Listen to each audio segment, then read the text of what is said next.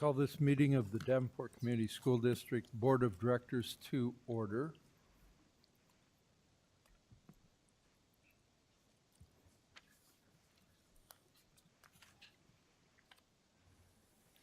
Before I get started, I wanted to note that we have 3 board members that are not physically in attendance this evening. We have Dan Gosa, who is away on business and he cannot possibly attend. And we have determined that it's okay for a board member to participate by phone. We have Allison Beck, who is away because of other issues that she has to attend with, or to, but she is participating by phone also, which we have determined is appropriate for board members to do. And we have Director Mayfield, who has had significant illness for some time and is unable to attend. So I just wanted everybody to be aware of that. But thank you all for your attendance at this board meeting. By attending meetings, you can learn about the accomplishments, needs, and concerns that we face. The board meets regularly on the first Monday for committee of the whole meetings and second and fourth Mondays of each month for regular meetings. Open forum for the public is available only at regular meetings. All meetings are open to the public except closed and exempt sessions, which are permitted by certain sections of Iowa Code. All board decisions, however, are made in public open sessions. The board is not a forum. It is a deliberative body. Accordingly, it receives communications, both oral and written, as a medium of information. It does not debate the contents of such communications, but considers them in making decisions and in the establishment of policies. During each regular board meeting, there is an opportunity to address the board by completing an open forum request and giving it to the board secretary prior to the meeting. Each person may have up to 2 minutes of time to speak. This is a time of listening by the school board, so the board does not make any comments during open forum. The issue will usually be referred to the administration for further study and follow-up if necessary.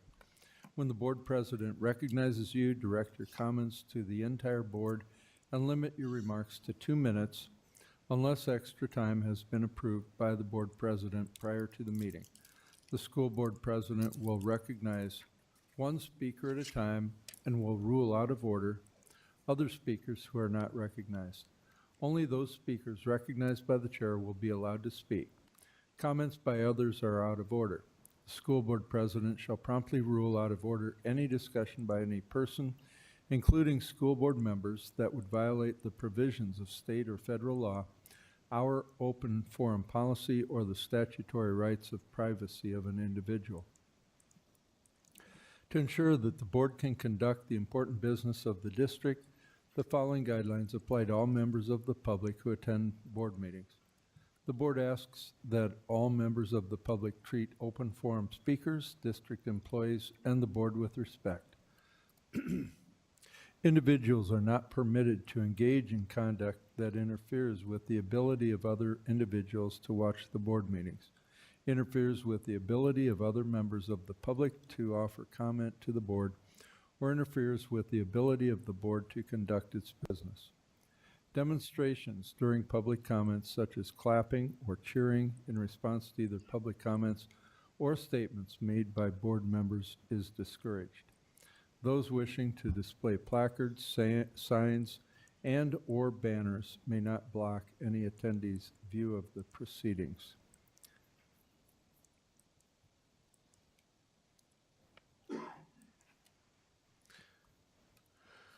I'll leave it at that. Thank you very much.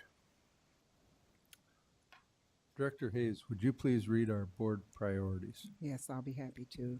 The Davenport School Board establishes the following priorities to ensure the academic success of all students. Provide leadership and direction to improving the overall learning environment in our classrooms, schools, and district, including the health, safety, security, and happiness of students and staff, and to direct and support actions, programs, and activities which reduce the impact of poverty on our students, their families, and our community. Thank you very much. Director DeSalvo, would you please read our mission and vision statements? Our mission statement: to enhance each student's abilities by providing a quality education enriched by our diverse community. Our vision statement: education that challenges conventional thinking, prepares all students to compete in a global society, and inspires our students, parents, staff, and community to answer the question, what if? Thank you. It looks like none of our student board members are here, but are there any student board reports? Okay. Are there any board reports? Director Beck or Director Gosa, do you have anything? This is Director Beck. I actually do. I was able to watch a event happen. There was a, sorry, didn't write it down or didn't bring it with me. There was a CTE event at Black Hawk College a couple weeks ago where students participated in a contest, and I got to sit in on a coding class that they got to watch. It was run through the QC Minority Partnership. And there were a number of different high schools, but we had several Davenport students participating, and they got to see what coding was like. They got to do some STEM activities, and it was really an interesting experience to watch. And it also, they rotate the colleges that they attend for these events so that the students get to see all the different colleges in the area, gives them an idea of what the possibilities are. Okay, thank you. Director Gosa, do you have anything? For No, board I do reports? not.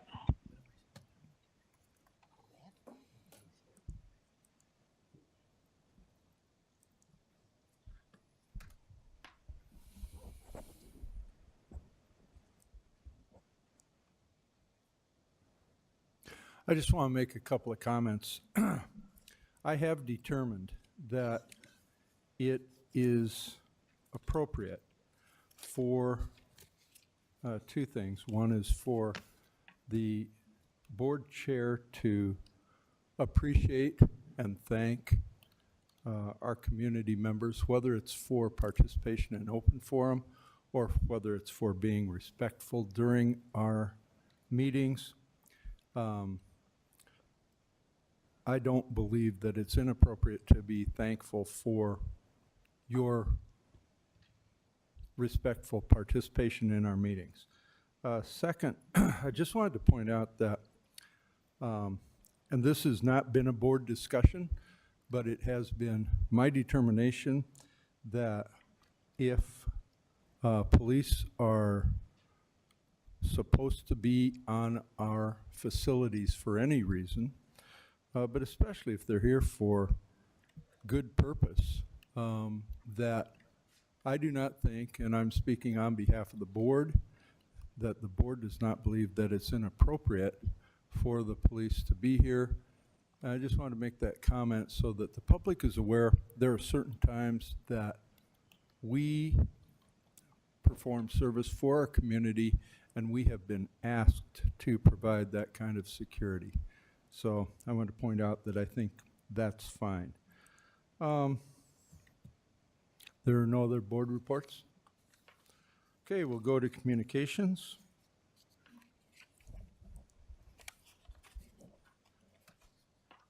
Director Potts, would you please read those for us? March 12th, Tuesday, School Board Review Committee hearing in Des Moines, Iowa. March 25th, Monday, 6 p.m., regular board meeting in the Jim Hester Boardroom at the Achievement Service Center. April 1st, Monday at 5:30, Committee of the Whole meeting in the Jim Hester Boardroom. April 8th, Monday, 6 p.m., regular meeting in the Jim Hester Boardroom. April 9th, Tuesday, 5:30 to 8, the 12th Annual Taste of Pro Start event at the Davenport River Center. April 22nd, Monday, 6 p.m., regular board meeting in the Jim Hester Boardroom.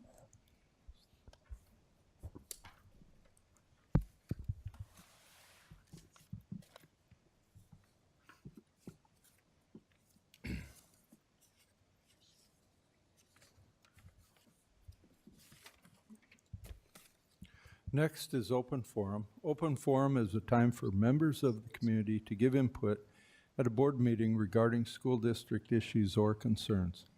Individuals who want to speak should fill out an open forum request and give it to the board secretary prior to open forum.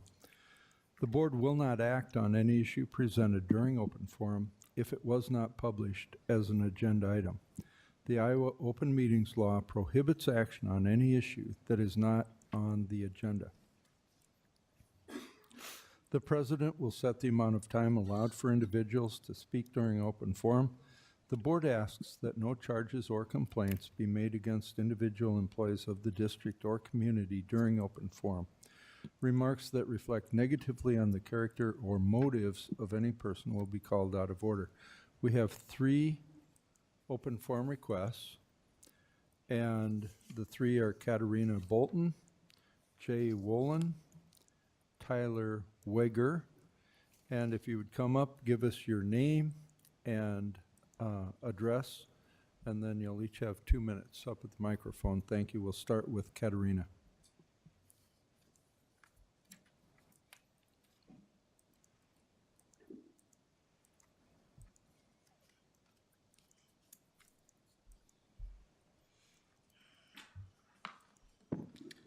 Hello, Katerina Bolton, address 1920 Walling Court, Davenport, Iowa. I am commenting on the open forum today regarding the policy that's on the agenda, policy 602.11, the services for students with disabilities. I'm asking that the board please hold that and wait for further discussion when you have more information about it. From the looks of it, it doesn't look like it's been discussed. It's just been put on for board approval. With in mind that this talks about, and I've sent everyone an email. At first glance, it does look like it's a great idea, but with the issues that we currently are facing in the district and with little oversight, even with the implementation advisor, as she's mentioned, it's the AEA's responsibility to provide compliance. Which we know they're under investigation currently. So essentially we have no oversight. So I'm asking as board members to do your due diligence and look further into this before you make a vote. And keeping in mind again that there was a decision to move all special ed students from their home, from where they're currently located now to their home locations without prior written notice, without much communication. Once the state found out, supposedly they talked to the district on the 1st of March, and that was supposed to change. Now all of a sudden we have this policy that's being put on the agenda tonight for approval, not for discussion. So I urge you to go with caution on that. We know that there's been an unfortunate history of things like this happening, and then we fall into non-compliance. So again, I urge you to please find more information before you approve this item. Thank you. Okay, thank you, Katerina. Next is Jay Wall.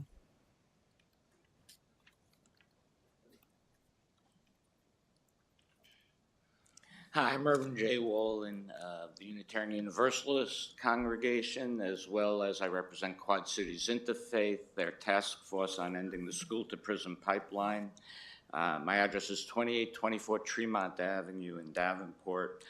I'd like to talk about 2 things. One, I would like to encourage the board and administration to create a special ed advisory council, similar to what we have with the police department regarding racial profiling, which I've sat on for the last 3 years, includes Quad Cities Interfaith, NAACP, LULAC, Civil Rights Commission, and as well other interested community members. We believe this will be a way to rebuild trust with the community. We believe it is a way to get input for the board and the administration to hear the concerns of the community and to get input from the community on an ongoing basis, specifically about special ed. especially due to the issues of disproportionate suspension and placements in IEP of children of color. We would also ask, similar to what we do at the police, to get an independent annual audit of these issues so that it can be taken out of the political sphere and we can get an actual factual basis ongoing to keep a focus. I do believe what you measure is what you focus on.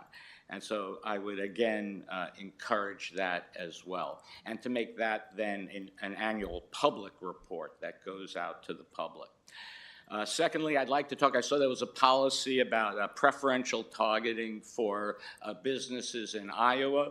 And I would also ask you to expand that to include preferential targeting of businesses owned and run by minorities that have been historically oppressed, so that we can hopefully spread some of the wealth throughout the community to the parts of the community that really need it most. Thank you very much. Thank you, Jay. Next is Tyler Wagger.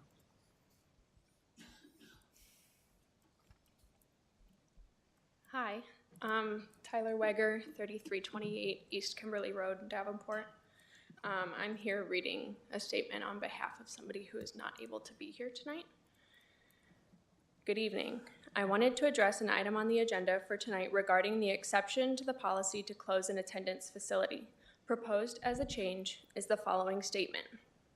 If an extraordinary or unanticipated event occurs after the initial deadline of on or before the second Monday of January in the year preceding the closing of an attendance facility, the board may adopt an alternative schedule utilizing the factors for consideration listed in this policy. A final written decision shall be made no later than April 15th of the year preceding the school closing. This change is concerning as it signals that a school may be closed with less than adequate time to hear from those who will be affected by the change. I urge you as board members to look at the district as a whole and make decisions that are in line with long-term goals. Acting on short timelines without looking carefully at repercussions to the whole district will impact the entire district. As a district, we are already facing incredibly tough times. We have serious issues with special education services and organization. We just laid off 75 teachers as well as a number of secretaries and other support staff. Ooh, lost it. None of these things are helping with the public view of the district and may even cause more declining enrollment. Closing a school on a short timeline and without the input of major stakeholders will further add to the negative press that Davenport School District already faces. Please consider how changes in this may result in further declining enrollment. In addition, I would ask that you consider closely the effects that closing any school on a timeline from April to June will have on the students in that building, particularly special education students who already struggle with transitions. To have them suddenly moved from one building to another building after forming relationships with teachers, staff, and students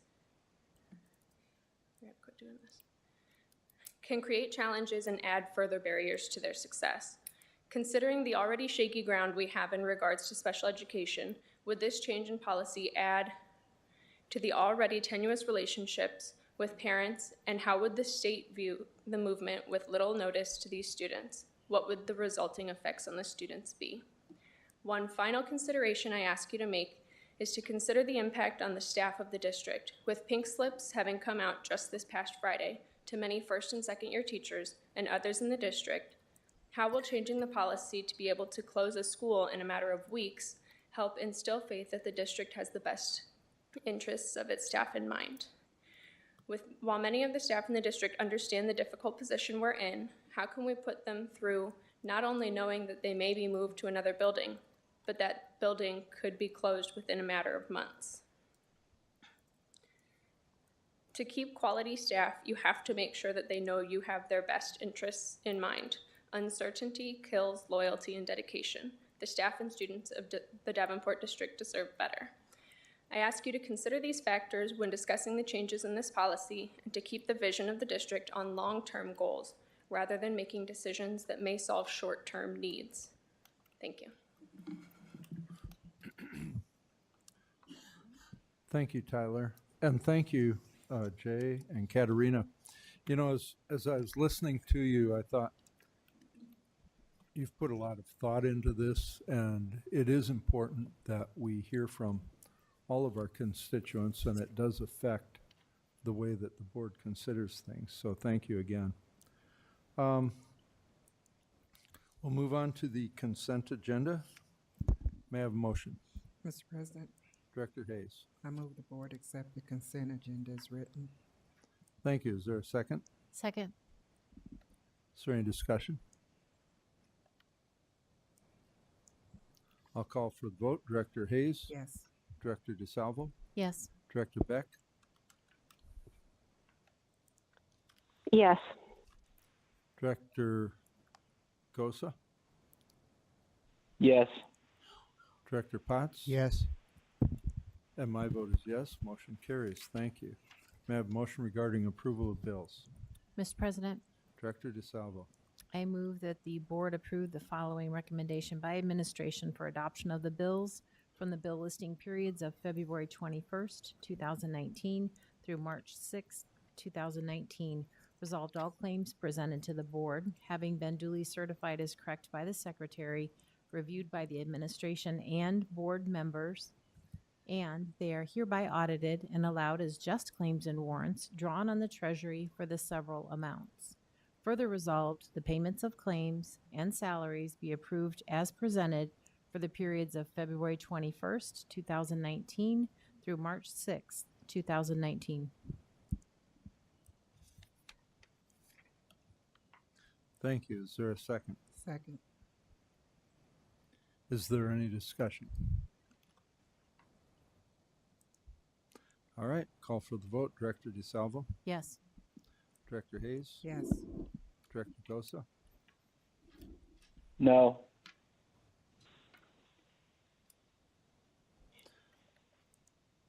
Director Beck. Yes. Director Potts. Yes. And my vote is yes. Motion carries. Thank you. Is there a superintendent report? Not at this time. Okay, thank you. Move on to other items requiring action. May I have a motion regarding approval of the bid for Sudlow and Washington outdoor classroom? Mr. President, Director Hayes. I move the board approve the lowest responsive bid to Emery Construction in the amount of $218,515 for the Sudlow, Washington outdoor classroom project.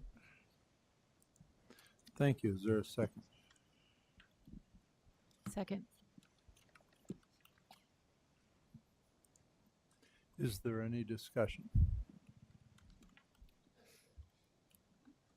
Director Hayes. Can someone,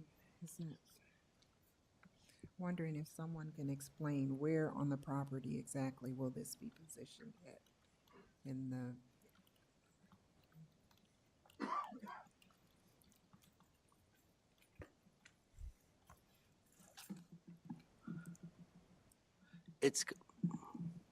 It will be on the Pleasant Street side, right where the new office addition is. There's a blacktop area. It's going to be right there. oh, okay, all right, thank you. Is there any other discussion? Okay, I'll call for the vote. Director Hayes. Yes. Director DeSalvo. Yes. Director Beck. Yes. Director Gosa. No. Director Potts. Yes. My vote is yes. Motion carries. Thank you. May I have a motion for approval of bid for Republic Services? Mr. President, Director DeSalvo. I move that the board accept the administration's recommendation to approve the lowest responsible and responsive bid from Republic Services in the amount of $69,773 for waste removal and recycling for the district. Thank you. Is there a second? Second. Is there any discussion? Director DeSalvo. I just want to be clear, when I read this, this is all buildings, all facilities? Anybody? Nobody can answer. Oh, Eric.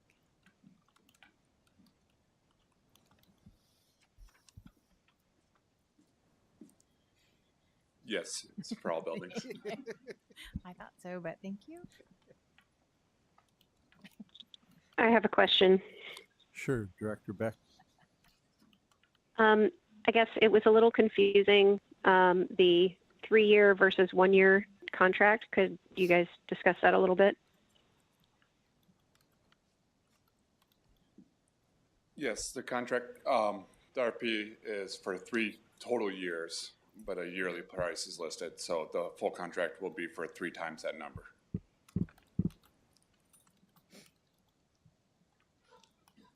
And sorry, follow up. So basically the idea is that MWI's contract expires at the end of June of this year, and we were open to generating a 3-year contract with anyone else as well. And so the lowest responsive bidder was Republic Services rather than MWI. Is that correct? That's correct. Thank you.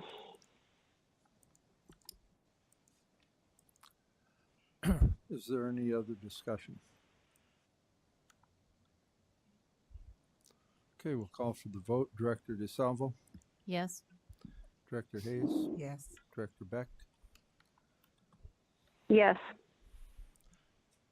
Director Gosa, No. Director Potts, Yes. and my vote is yes. Motion carries. Thank you. May I have a motion regarding approval of contract renewal with Terracon Consultants? Mr. President, Director DeSalvo. I move that the board approve administration's recommendation to approve the contract renewal with Terracon Consultants, Inc. for AHERA compliance related services as detailed in proposal number PO 7187115 in an amount not to exceed $300,000. Thank you. Is there a second? Second. Is there any discussion? Director. Mr. President, Okay, go ahead, Director Gosa. I have a couple.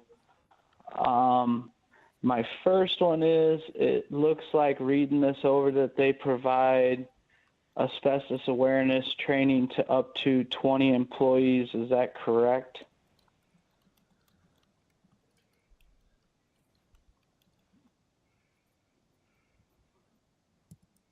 They're coming up to the microphone right now, Director Gosa. All right, thank you.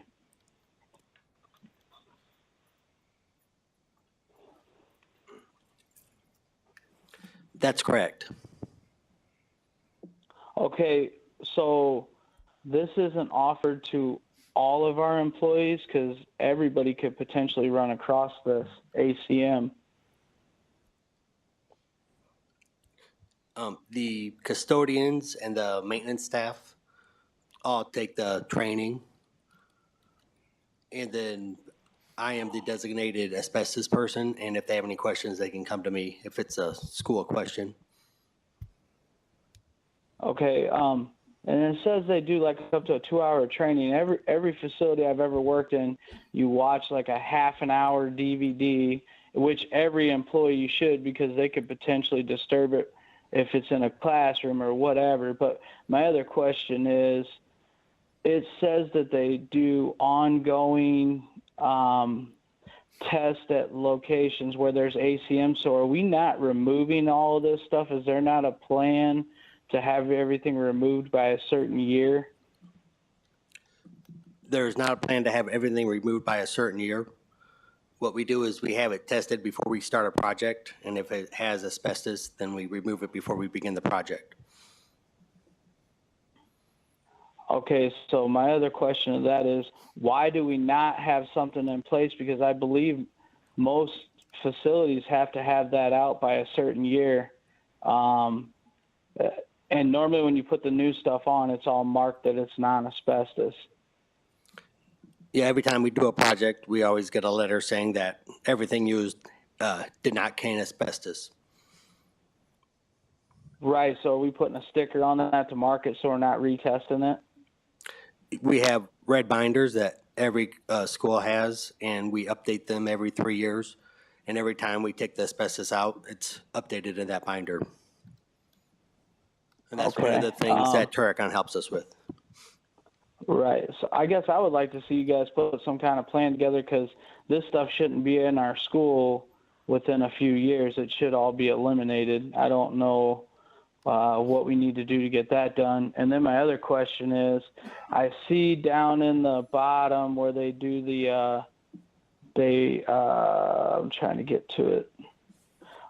They want reimbursement of 72 cents a mile, but the going rate is 58 cents a mile. So I'm trying to figure out why we would pay more than what's mandated. I will ask Turicon about that. Because I'm assuming the mileage is for them to drive the sample up to the University of Iowa to have it tested, because I don't think we have any facilities in the Quad Cities. Is that correct? As far as I know, we do not. Yeah, I definitely would like you to look into that, because that could wind up being a lot of extra cost.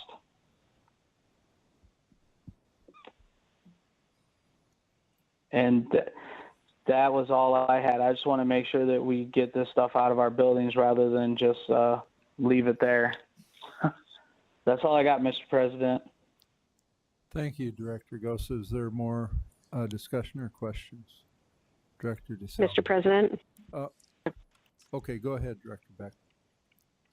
I just wanted to reiterate, I guess I've been under the impression that we try and remove asbestos wherever possible so that it's not sitting around, so that people don't come across it.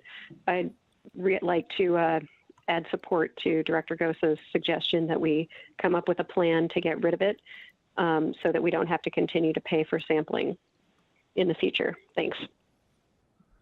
Thank you for your comments. Director DeSalvo. So we're currently in contract with them. This is just a renewal or a maintaining existing services. And those services include the 3-year inspections? Yes. And do we dictate where they inspect, or do they just randomly? They inspect every single building we have, Okay, that schools and other buildings. very good. Thank you. Is there any other discussion? I've got a few questions. I'm pretty concerned about this, along the same lines as has already been asked. But I think that we've addressed asbestos for as many years as I can remember. And I think I remember it being in curtains and all sorts of stuff. And when the board members say, well, why can't we have a plan? And I'm thinking by now the administration should know pretty much, and Turicon should know where all the asbestos is. Isn't that a reasonable assumption? Yes. So if they know where it is, then do we have a plan for addressing every area that asbestos exists in our district? Well, asbestos is only dangerous if it's in its friable state. I understand that, but do we have a document that says, here's where it is? Okay, it's friable, it's not friable. We're going to address it. We're not going to address it. Do we have a plan like that for all asbestos in the district? I'll help with some of these comments. So in 1992, the federal government acted AHERA. I can't remember what the abbreviation stands for, but it's federal law. It's run by the EPA, and it's for all K-12 buildings, public or private. And you have to apply that code in the way they deal with it. So like Joe said, we've got a book in every building that has a list of all known asbestos, what kind of shape it is. Custodians check it every 6 months, and then every 3 years it has to be inspected by a licensed inspector. So that plan goes forward, and Joe said we monitor it, we check it to make sure that it's not in a damaged state. And then when we're doing construction projects, you're required by another law, which is NESHAP, which we have to go test everything we're going to remove to verify it doesn't have asbestos. And that law applies even if you have a letter stating that no asbestos-containing materials were used in that area. So with that going, and then when we find it, if we're doing a project in that area, it's our goal is to remove it at that time. So, and the federal law doesn't require you to have it removed by a certain date, but it's our process just to remove it every time we come across it. And there is a fairly widespread, we've done a great job compared to most districts in the nation on the removal. And we're down to relatively little, but it was a very common building material and it was used for about 70 years in everything in a building, so. And thank you for that, and I think we all appreciate it. But I think that the board, of course, has the responsibility, and when you say these things, it's like, well, it sounds like what you're saying is that we've kind of mostly taken care of it, but not completely. That kind of fair? Yes, and some of Okay. it's not practical to remove it 100% because it's buried in walls and I understand. we find it when we start taking And things I apart. accept that. But, but I think from a board member's perspective, it'd be nice if we had a list that said, here's where it is. And we do. And have you given that to the board? No, we can't. Okay.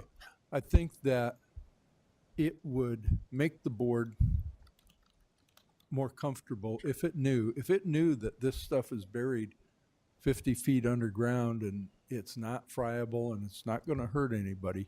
But there are so many things, and even as laws change and the way that we as a government look at all of these things and how they affect kids, whether it's lead or asbestos or something else, I think that if you could provide us with better documentation showing, because it's hard to approve 300 grand or up to 300 grand for something that we don't quite understand. And if you're going to say that 100% of it isn't even, we don't even have to touch it, then okay, then you've said it, and you've said it on a letter, and we can refer to that. But I think when you say some of it might be bad and some of it might not be so bad, it doesn't give us that comfort. I wanted to go back to that mileage. That 72 cents a mile does seem exorbitant. I don't know of any organization that pays 72 cents a mile, and maybe they're out there. But it's like, I would guess that and that's set by the IRS, I believe, the normal compensation for mileage. And if it's 72 cents a mile, then I'm making a big mistake in my business, okay? So when I look at these things, and I think that a lot of times our organization gets taken advantage of. And I'm very curious about that. Why is it 72 cents? Now, maybe they carry it in some vault or something that is additional mileage.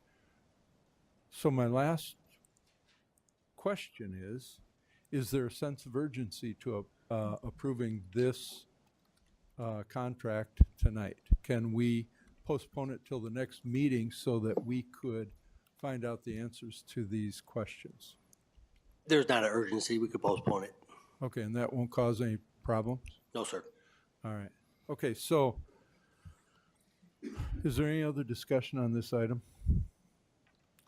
Mr. President, Director Gosa.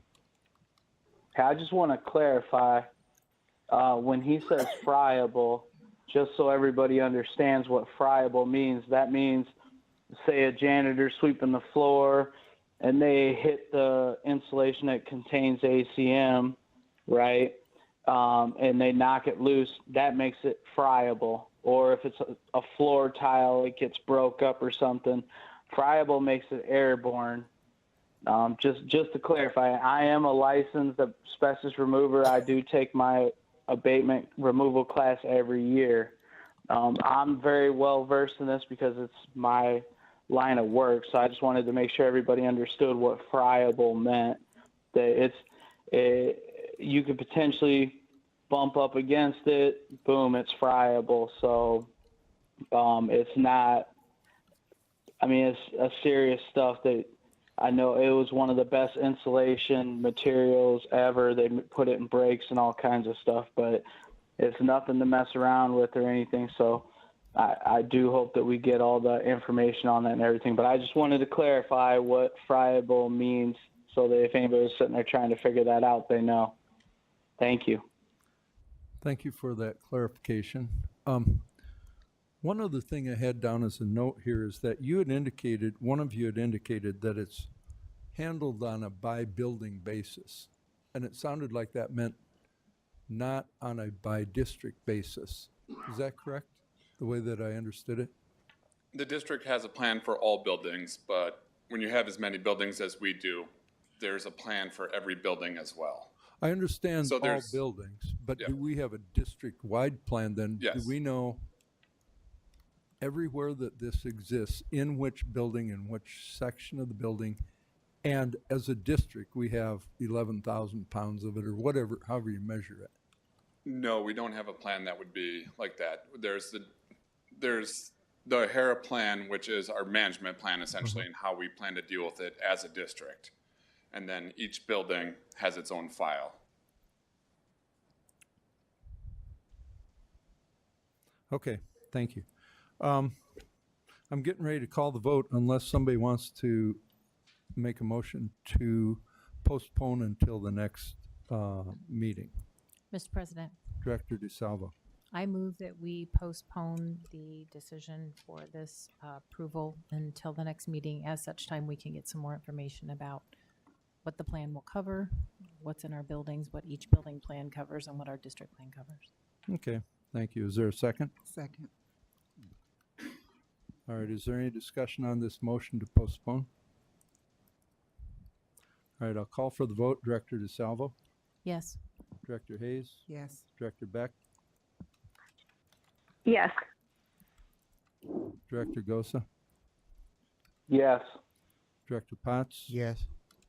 And my vote is yes. Motion carries. This motion is postponed until the next regular meeting. Thank you. May I have a motion regarding approval of RFP for district network infrastructure? I think that's infrastructure. Excuse me? I was sneezing. Oh, well, Gesundheit. Sorry about that. I didn't even hear it. Is there a motion? Mr. President, Director Hayes. I move the board approve the RFP for the district network infrastructure to the most responsive proposal from Tri-City Electric Contractors Incorporated in the amount of $1,868,285.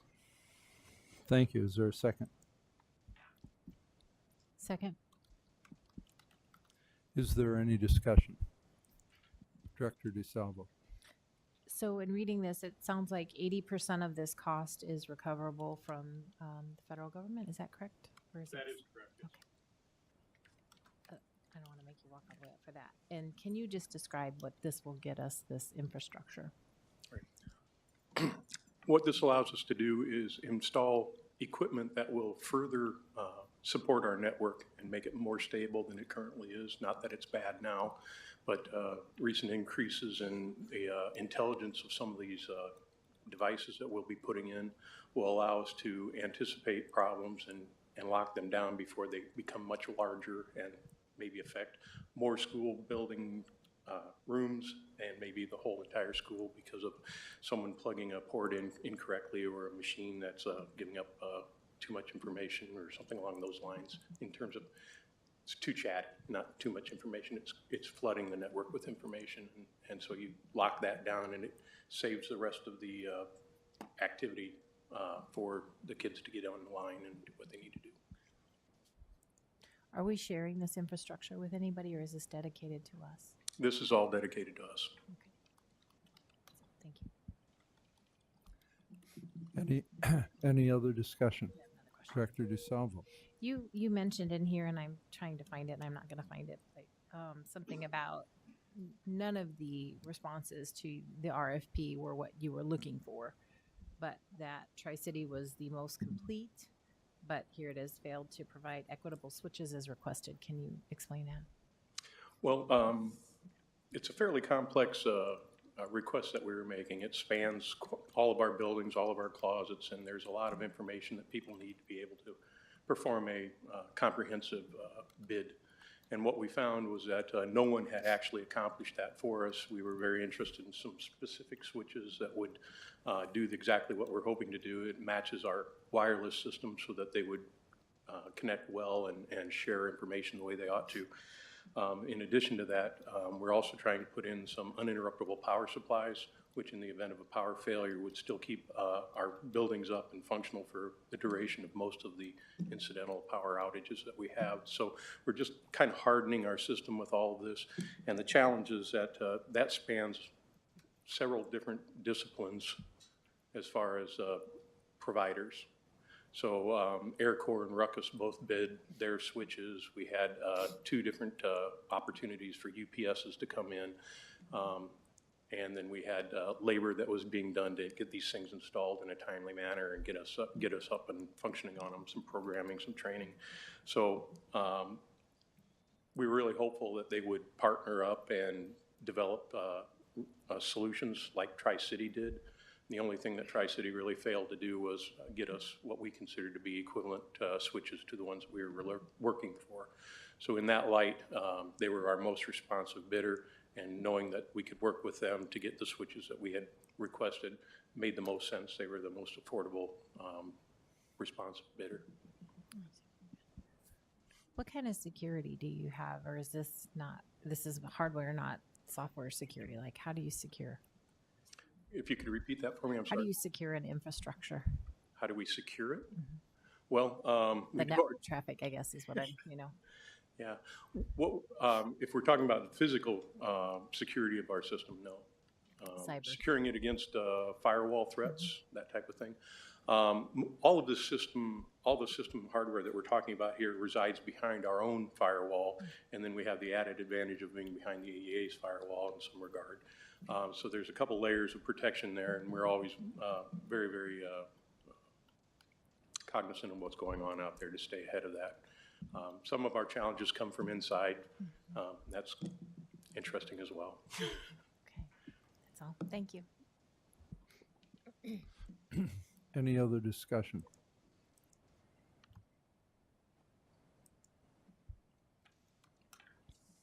All right, we'll call for the vote. Director Hayes. Yes. Director DeSalvo. Yes. Director Potts. Yes. Director Gosa. Yes. Director Beck. Yes. And my vote is yes. Motion carries. Thank you. May I have a motion regarding approval of year 3 for the audit services from Bonesack and Fromelt. Mr. President, Director DeSalvo. I move that the board approve the administration's recommendation to approve a year 3 for audit services provided by Bonzac and Fromelt LLP. Thank you. Is there a second? Second. Second. Is there any discussion? Director DeSalvo. Claudia, there you are. So this is 1 year of auditing services. Yes, this is for the fiscal 19 audit year. It is the third year of a 3-year contract that's already been approved by the board, but auditors are required to send out this engagement letter each year that outlines it, and since the amount of the audit fee for fiscal 19 exceeds $50,000, we felt it best to bring that to the board again for approval before the letter can be signed and returned. And this was the gal that came, time runs horribly, but she Yes. did a thorough review of the audit and the findings. Are any of those results shared with the state, or is that just our internal audit learning process? The entire audit report is filed with the state. Okay, very good. Thank you. That's all. Is there any other discussion?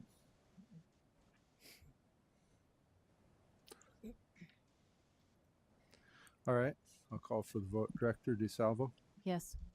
Director Hayes, Yes. Director Beck, Yes. Director Gosa, Yes. Director Potts, Yes. and my vote is yes. Motion carries. Thank you. May I have a motion for approval of change order for Brady Stadium track and field improvements? Mr. President, Director Hayes. I move the board approve the change order to Valley Construction in amount of $91,675.51 for Brady Street Stadium track and field improvements. Thank you. Is there a second? Second. Is there any discussion? Director DeSalvo. This is frustrating. My question, how are we doing with the Brady Street project in general? I happened to drive by there today and I don't see any lanes for track that will be coming up very quickly. No, we're waiting for the weather to break. We need about 3 days of warmer weather, above 40 degrees. And we've already got the contractor lined up. As soon as the weather gets warm enough, they'll be coming to put the lines on. Is that the final thing that needs to be done there? No, we'll actually be adding a structural spray. We're going to do that after the track season because we need about a week and a half to do that. And so we'll do that this summer. Right. Oh, just like, Yeah, we'll add color and it'll go over the existing black. okay. So, but we will stripe it for track season. The contractor will do that. And then they'll come back, put the red structural spray on, and then stripe it permanently. Okay. So this change order is the result of some issues they found in the soil when they were. Yes, as you know, it's in the Duck Creek floodplain, and the soil was just too soft to support that facade that we added, that you see as you drive by. So they had to drill the helical piers in to get down to harder ground that they could put that wall on top of. So they're asking for reimbursement for that extra work. Yes. What was the cause of that? Okay, thank you. Is there any additional discussion? Mr. President? Director Beck. I guess my question would be, isn't this something that we should have been able to figure out before the work was started? Don't we do a survey of the soil, or the contractor, don't they do a survey of the soil before planning the building? Yes, we do a geotechnical survey before we start, but we drill in select spots as to not spend too much money in that. You can spend all the money doing the testing and you still have to pay the cost to go with a different type of foundation. So we do enough to think we have enough to make a decision, but the time we started with the work and we got the ground opened up, we noticed the soil was just unsuitable and incapable of bearing the new load. So basically, we just didn't we just didn't sample in quite the right spot. Yes. Okay, thank you. But the cost would not have been avoidable. We just would have known about them sooner. Director Gosa. I guess I kind of have a question along those lines as well. So if we wouldn't have done the brick facade, it wouldn't have added the extra weight, and then we wouldn't be doing this. Is that the reason that we're having to put these helical pier foundations in, because of the extra weight from all the brick facade? Yes and no. It's actually thin brick, so it's not a full brick facade. But yes, it is the wall structure in itself. Yeah, thin brick or not, you're still adding a lot more weight to it. And I would have thought the architect would have figured that in when they were doing it and when the samples came in. Because floodplain or not, irregardless of where you drill or whatever, the earth's going to be what it is fairly throughout there. And my other question was, there's a change order in there for I think it was the main electrical wasn't buried deep enough. So that means when this was originally done or whenever we didn't make sure it was done correctly. Is that a correct statement? Not quite. So what happened, I don't know if you recall, but we elongated the track. So it goes further to the north than it did previously. And the ground actually rises as you get to the north into 36th Street. So it was buried deep enough below the grade as it was, but because we cut into that hill and put a retaining wall, it was then not low enough because we lowered the elevation of the grade. So it had proper cover on the hill, but once we removed the top of the hill, it didn't have enough cover. And it would have been where the track currently is. Okay. I remember Mr. Maloney saying that at one point that it was actually figured for an 8-lane track, so I would have thought that stuff would have been accounted for. And normally, regardless if the plane's higher or not, there's a normal depth that you go anyway. But yeah, these.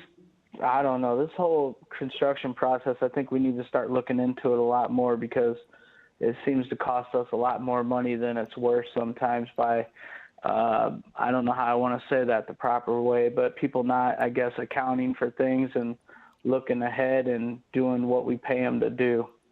That was all the questions I had. Just disappointed a lot. Thank you. Director Hayes. Eric, I think I understood Director DeSalvo to ask if this work had already been done and we were just reimbursing. Yes, that is correct. Is there any reason that it wasn't brought before the board prior to the work being done versus after the fact?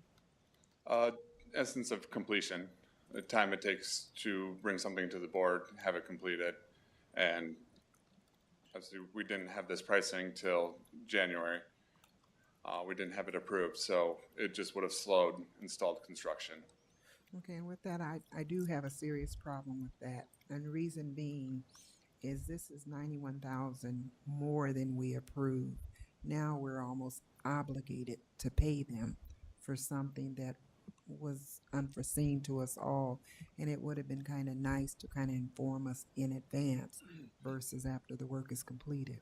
And that was the intent on the letter that we were presented on August 7th, that we knew this was coming and we were proceeding with this.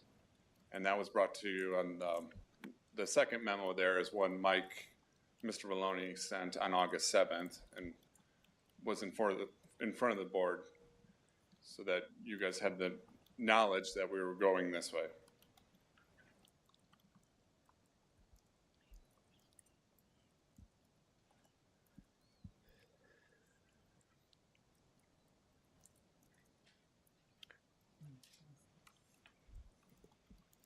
Director DeSalvo. It's noted in here that there were several change requests that have been denied. And I'm glad for that. But I'm concerned with the project as a whole, and I think I just voiced what other board members have said, that we had a budgeted amount. We only had a $30,000 contingency. We're over that with this one change order. Hopefully those other change orders will remain as they are, as being denied. But I worry about this contractor. I think that we never were on schedule. We've been behind. Granted, weather had something to do with it, but it felt like, well, we were told it was going to be done in August, and this is March, and it's still not completed. I think they could have got a lot done in the fall before we had this horrible winter season. So I would just like to voice my concern with this vendor and this relationship that we've had, that this project did not go well, and there's a lot of concerns there. So. Any other discussion?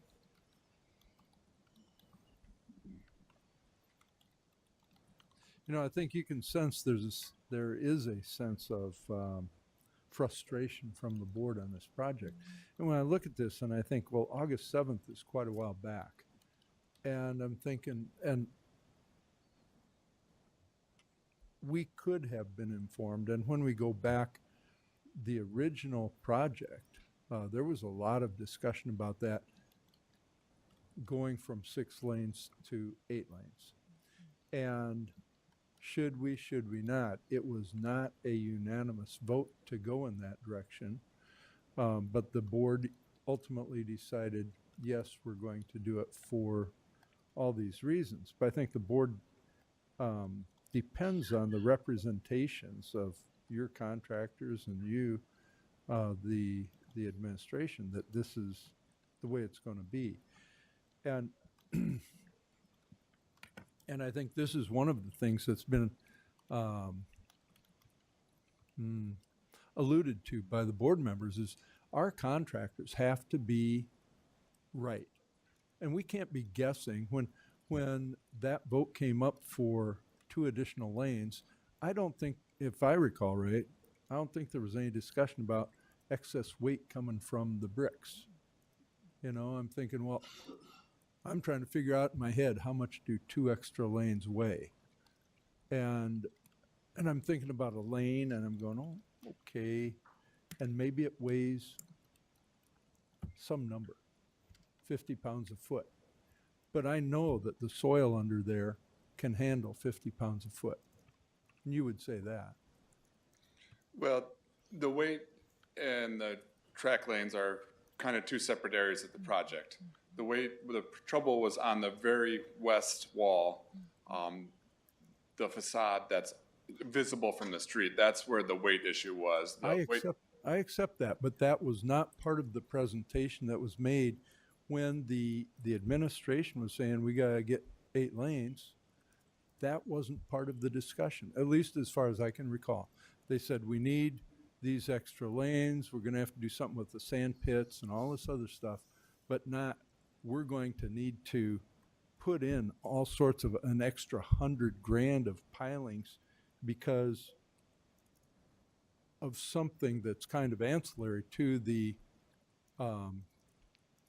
extra lanes. And I'm just telling you, it's very, very frustrating to come up now. You know, in August, we kind of knew it. And we could have been presented, maybe there was an alternative at that time. I don't know. But in a lot of projects, there are alternatives to just spending more money. And now, yeah, the board is kind of faced with this, well, we spent the money, so we gotta do it, right? I mean, there's not much alternative for the board at this point, is there? You have the right to deny it. It is a just claim, and that's part of my job is diving into it, and it is a just claim. It is work they did. So, but you do have the right as a board to reject it. I understand that, Eric. It's just that I think so often we have deep pockets. And I think that sometimes things like this happen. Well, it's only an extra $100,000 and it's only on $2.5 million. So we, the contractor, feel that we have the authority to go ahead and just do it. And it's just really, really frustrating that the board doesn't have really much recourse in this case. And is that, I mean, when you deal with a contractor, is that in the AIA, the contract document, does it say that if you think you're going to spend up to whatever that would be, 8% more or something, just go ahead and do it? Or do we say you have to get a change order before you go ahead and do the project? Make sure that the owner is good with that. They have to get something in writing from the owner per the contract. And did they? Yes. So you or somebody gave them approval to do it? Mr. Maloney. And Okay. that's why we brought it to you on August 7th, as soon as we knew about it. Okay, any other discussion? Oh, I wanted to ask on the, you said on the north end, you said we were short on the electrical depth. So what depth would the electrical have ended up if we hadn't had to, the way I understood it, you had to go deeper, right? Yes, so on the north end of the track, it was just a hill that sloped up. So the elevation was, and the electrical was buried, I don't remember the exact height, but per code, it was buried deep enough below the top of the grade. When we extended the track to the north, we cut into the hillside. And so we lowered the grade, and then that's when we exposed the electrical. That's almost amazing to me. I mean, we had to be, then you're talking about, and we didn't have any alternative like putting in a little bit more dirt. We decided to cut into it and decrease it maybe from 18 inches to 17 and a half. I don't know what the code requirements are, but it's like, wasn't there an alternative, and couldn't the electrical contractor have said, well, you know what, we're going to be a half inch short here if we just do it to the very 10th of an inch? I mean, what really happened there? So the conduit was run on a hillside. To get the track to 8 lanes, we had to extend it. So it's longer from the very north edge of the track as it is today to the very south edge is about 20 feet longer than the previous track. It's skinnier and longer to accommodate the extra lanes. So when we had to lengthen it, we had to cut in, and we put in a 36-inch retaining wall. So the hill that sloped up to 36th Street, the elevation was such that we cut into it, and we're 30 inches lower than it ever was. And so once we cut into it, that's where the electrical was. Previously, it was outside of the track, but when we elongated the track went into the hill, and the conduit was buried in the hill. So whoever designed that, wouldn't they have taken some readings and realized that the grade floated up there at that end? And Yes, and we knew that. We didn't know that the electrical cable was buried at code minimum. All right. Thank you. Is there any other discussion? Okay, call for the vote.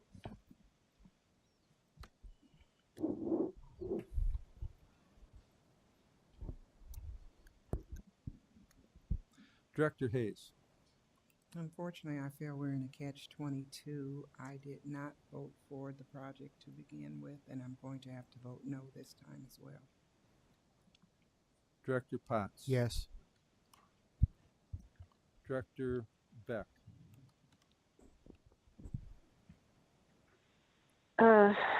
Yes.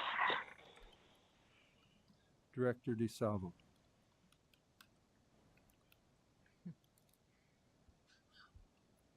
We are stuck. The work is done.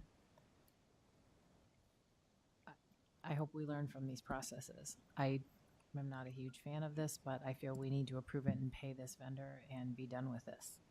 So I will say yes. Director Gosa.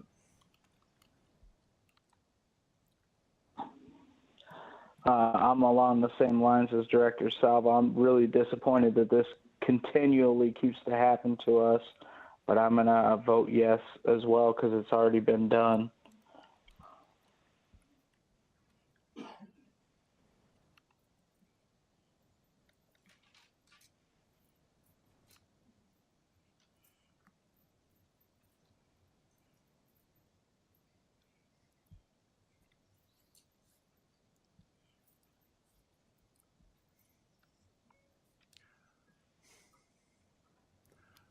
I think that the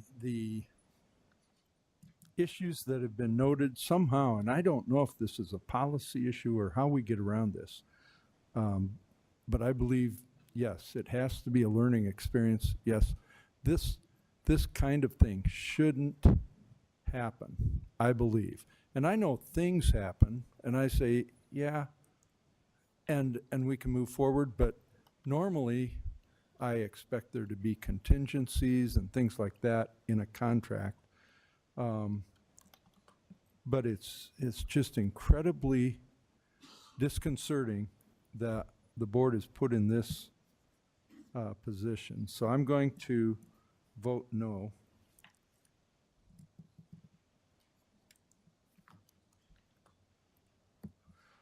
Motion carries. Thank you.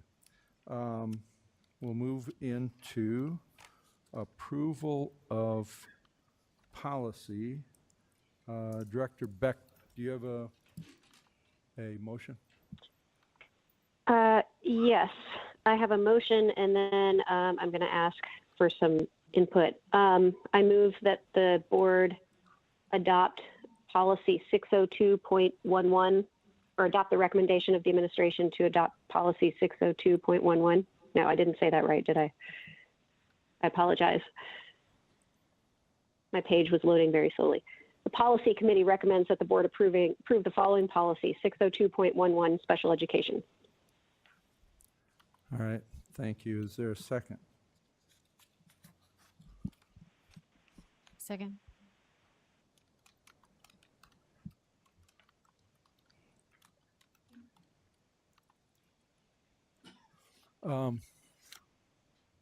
Sorry, my computer isn't coming up. Is there any discussion? Mr. President? Director Beck.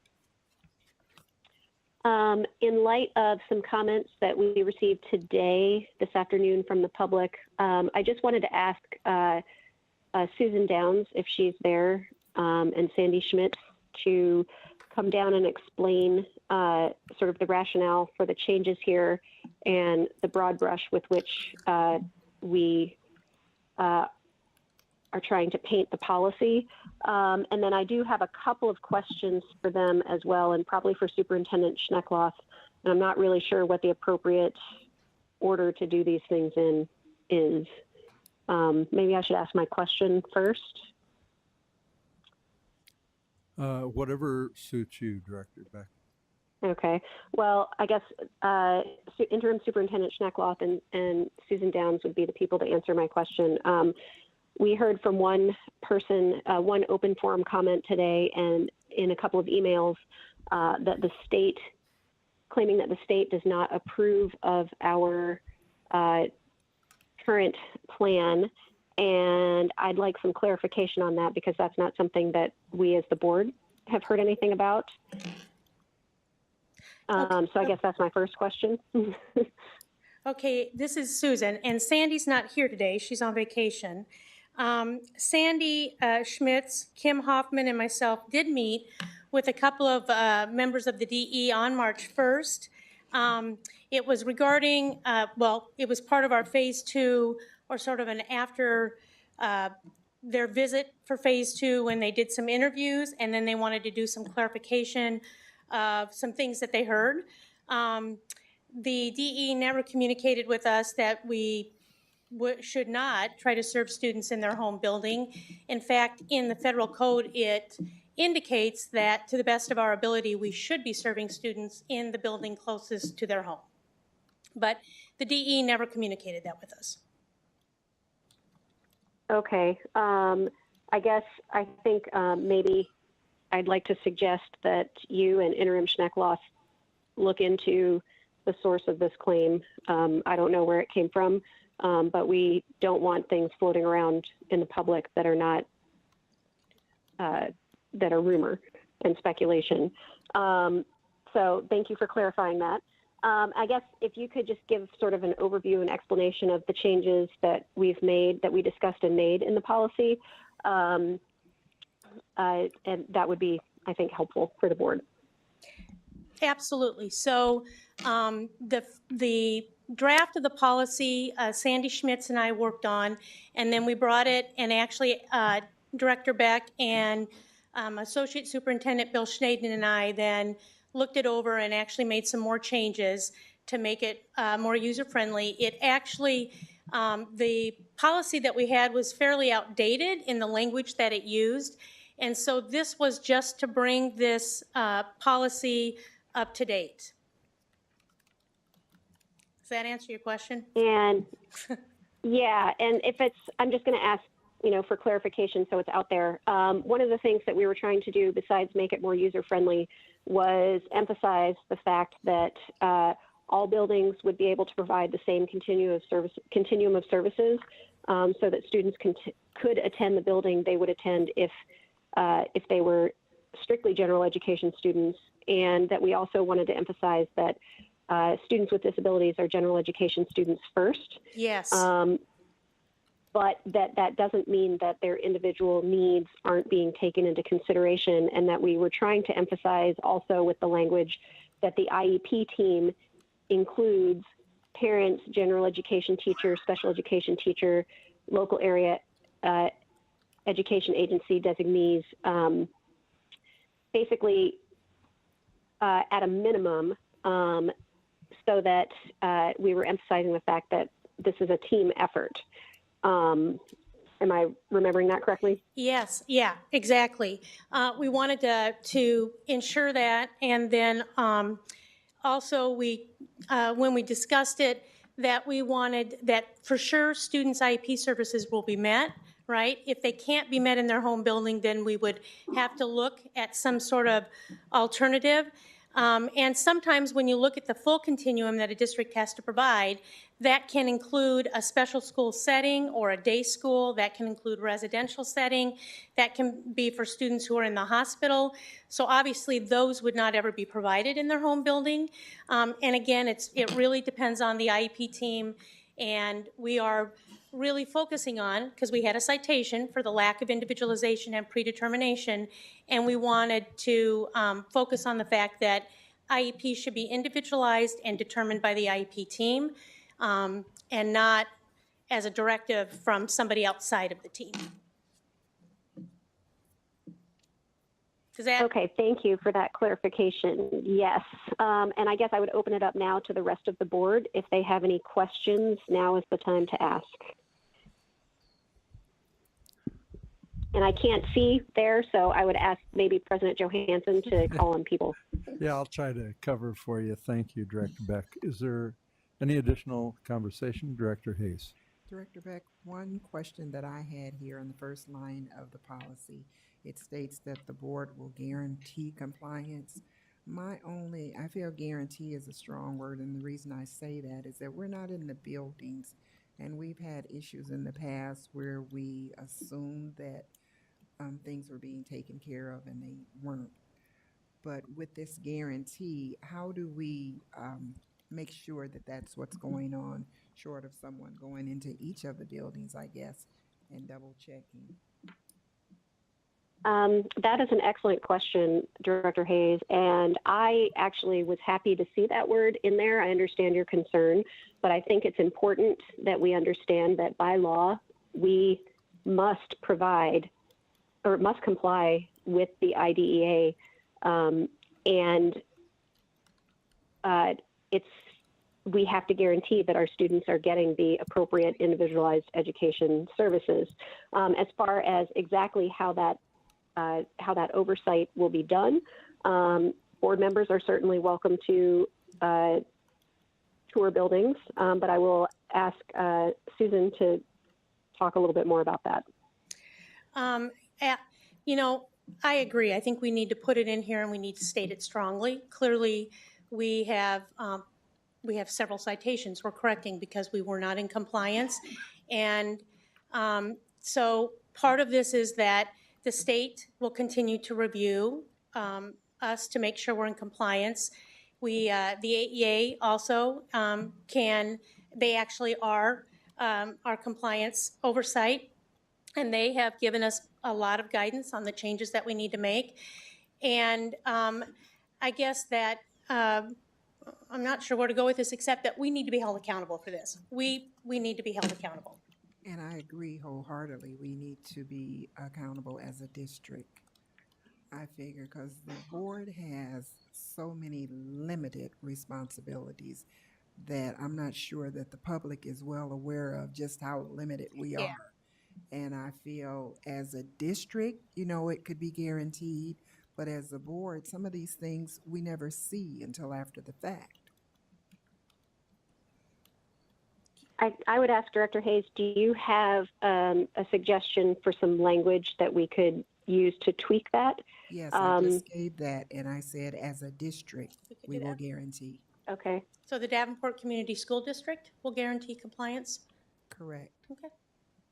Or I'm not even opposed to district and board, but I feel for the board not being in and out of the buildings, that it's kind of hard for us as a group to guarantee something that we're not aware of. But I feel, as a district, we can certainly follow up and make sure all these things are happening. Because by law, not necessarily by law, by human nature, we all need to want the best for all of our students, including the students with special needs. But I just feel, Thank the you. language Okay, basically should be as a district.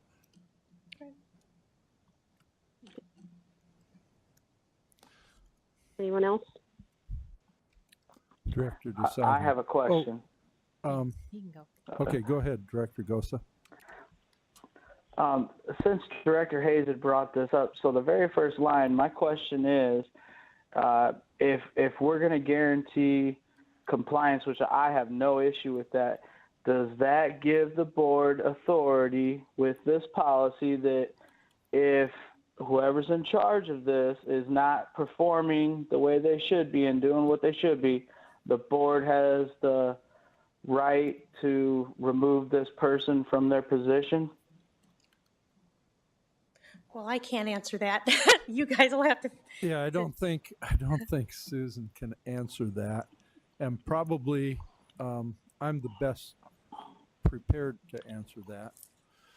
The board has two employees, and the first is the superintendent, and the second is the board secretary and treasurer. And so I think a policy like this does not infer that kind of authority to go ahead, because there are probably other areas where we have policy issues where we say we warrant. I don't know of any policy that says guarantee. I'm a little concerned about that word also, but I think, to answer your question, Director Gosa, I believe that this does not infer additional authorities to the board that it doesn't currently have. Okay, then I do have an issue too, because I can't guarantee something. I mean, you know how I feel about this issue. I think every member of the board does. I've been stressing it for almost 4 years, and look where we are.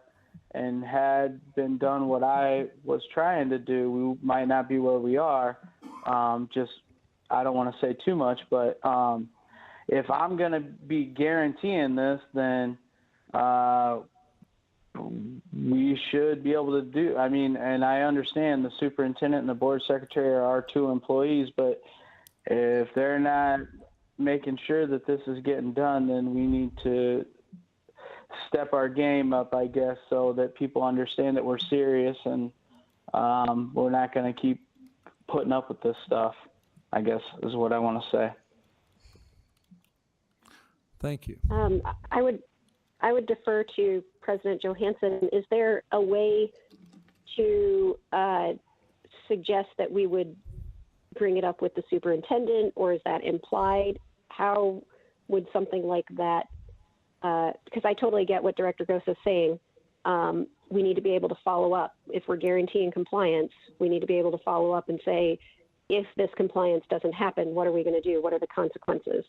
Is that something that we would write into policy? Would we bring that up with the new superintendent? How would that work? Maybe you can answer that, or maybe Interim Superintendent Schneckloff could answer that. Well, we'll both give it a shot. I think it's going to be imperative that the board sit down and have conversations about what are the expectations moving forward with Dr. Kobilski, your new superintendent. I know that when this board puts their mind together and says, no, that's not what we want that. Nope, we want to see this every month, every meeting, we want to see this. And your voices are being heard, however you want to hold your employee accountable. I know that you guys get to the bottom of it, just like the monthly reports that Susan, or the bi-monthly reports that Susan gives, I think are very informative for you. And I think back of the process that was put together to determine that. And you guys had certain data points. We looked at the citations, and you guys worked backwards and said, yep, that's the data that we want, and we want it to come from the AEA, and that's exactly what you did. And I think that this is imperative. I think that this is something that we have to do. We have to guarantee this. And when your new superintendent comes and you sit down and say, this is exactly what we're going to hold you accountable for, and how you want to be reported on that is exactly what's going to happen from your board sessions that you have. I think particularly, again, I'd like to applaud the board for joining IASB. I think they're going to help you with that. I think that how a school board evaluates its employees and how you move forward in that is going to be vital. And what data points that you have to look at that is going to be critical. Because I think you guys have been able to ask much better questions with the data points that Susan's that presents to you at your board meetings. And it also, we know that we have to come before you, and we don't want that data to change. And so I think that's been a very healthy process for you guys to be informed. And we were discussing what does that look like in all of those key areas. The word guarantee, I understand why that would make you, because you're not the supervisor of it, but you have somebody that you trusted to supervise that. And so that's the responsibility to your job is to supervise the supervisor, so to speak. So that's my stab at it. And mine is that the word guarantee is an incredibly strong word, and that I don't understand unless the law says or the state says that it's a board's responsibility to guarantee compliance with this. And is that the way it was worded in the code, Director Beck? I am not sure. Susan, could you answer that question?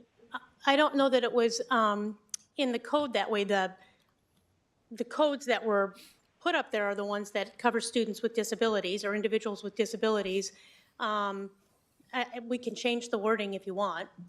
Well, yeah, but I mean, as a district, we need to ensure, right, compliance with those. We do. So the district is, if you want to change it, as Director Hayes indicated, but I think that kind of depends on what the code says. If the code says the district will guarantee, then I would think the district would guarantee. If it says the board will guarantee, then we'll do it as that. But I don't. And then in the next paragraph, I'm thinking, okay, so then it says the board will ensure a full continuum. And I'm thinking kind of in a similar way. Is it the board responsibility or is it the district responsibility? Because the board is not special ed experts. I think everybody would acknowledge that. And so it's hard to, you can manage a manager, there's no question about that, but we don't have the ongoing day-to-day view of any of this kind of stuff. And so it's very, very difficult. Now, we can change it. I want to get something passed, and we can change it in a couple of weeks if we decide, well, it's got to be one organization or the other, but I wish we could just do it right. I mean, I don't know what the parameters around that you guys have around changing policy or adjusting it, but we can adjust it. I mean, from my perspective, we can adjust it and go back to the drawing board anytime. We can do it now. Right. We can do it after. Yeah, we can do it through an amendment. And continue. Yeah. Because this isn't the end game, right? This is the general policy. There may be some other policies that we want to discuss this summer when the AEA and Sandy and we as a district get together and start reviewing procedures. There may be some other additional policies that are more specific to things that we want to add. Right now, this was the general policy covering students with disabilities and special ed services that you had in your already that was outdated, that needed to be fixed, but if we need to make adjustments. So I'm looking at what was X'd out, and I think part of what may have influenced whoever was rewriting this is it says the board recognizes, and it says some things, and then it says the board shall provide. Yeah. And I think providing is a lot different from guaranteeing, and I think that's what's, because then it puts that full onus on the board at every moment of every day. The board is guaranteeing compliance, which is different from, I think, providing. Or if the district wants to guarantee. Guarantee is just an incredibly strong word, because there's no getting out of it. You know, if you guarantee it, it is forever and ever. Well, it means that if you make a mistake, you fix it. No, I think I believe that guarantee doesn't mean if you make a mistake, you fix it. I think that guarantee means that's the way it is. All right. We can take it back to the drawing board. Yeah, but I want to get it done. What's that? May I make a Yeah, go ahead, Director Beck. I think, the little bit of research I've done suggests that it is the job of the school district to guarantee compliance. Mm-hmm. So I think changing the language to what Director Hayes suggested, instead of just saying school board, but saying school board and school district, or even just Davenport Community School District, would maybe get at a little bit of what you're saying tonight, and what Director Hayes is saying as sort of a compromise at the moment. But I'd like to hear what other people have to say about that. Any other discussion? Director DeSalvo. I agree with the concerns voiced by Director Hayes, and I was just going to ask, and you go down to the next paragraph, and it's kind of the same thing. The board will ensure a full continuum. Is that the board or is that the district? I'm concerned there. And I have a question about, typically when a policy comes to us, it is a discussion item and then we approve it, right? So we would need an amendment to make changes to this to approve it. So I'm curious as to why it came for a vote without us first discussing it. There is a reason for that, and I'll this was brought for board approval because I believe there's a sense of urgency to making the change, and I'd like to get this done actually before the middle of April. Sure. And that's why it was brought without, Discussion. the normal process, although we haven't said that you have to do it this way. Right. That's why it was brought here. Okay. If the board wants to set it aside and vote on it at another meeting before middle of April, I think that would be sufficient. Director Potts. Let me try this. Mr. President, I move to amend the policy to replace, wherever the word board exists, to replace it with the word district. Okay, is there a second to the amendment?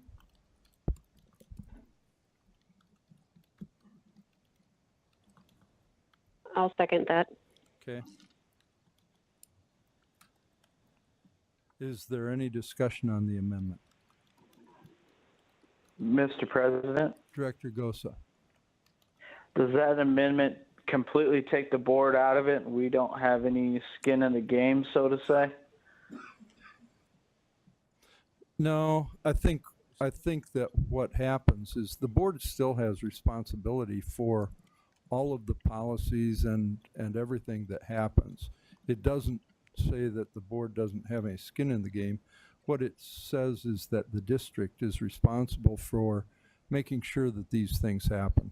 And normally, that's the way board policies are written, is that it's the superintendent or the superintendent's designee to do this or that. It doesn't say it's the board's responsibility to file a report, for instance, something like that.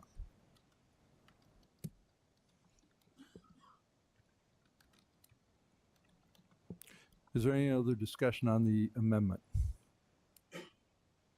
Okay, we'll call for the amendment. Director Potts, Yes. Director Beck, Yes. Director DeSalvo, Yes. Director Hayes, Yes.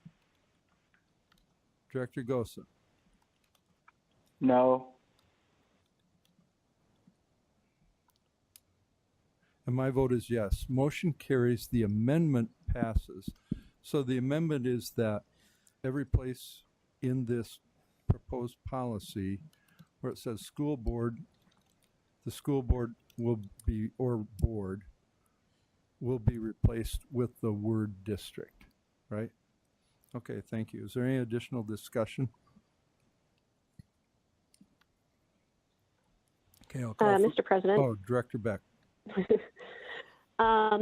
So I guess I want to make sure that there aren't people who would prefer to wait on this before we pass it. I understand that we can always make changes. For me, it was important to make sure that we are moving in the right direction with our policies, backing up what we're doing already in changing our practices. But I don't want to ignore any board members who would prefer to spend a little bit more time on this. But I do think we need to get something in place as soon as possible, because we're making changes. We need to have the policy that backs up those changes that we're making.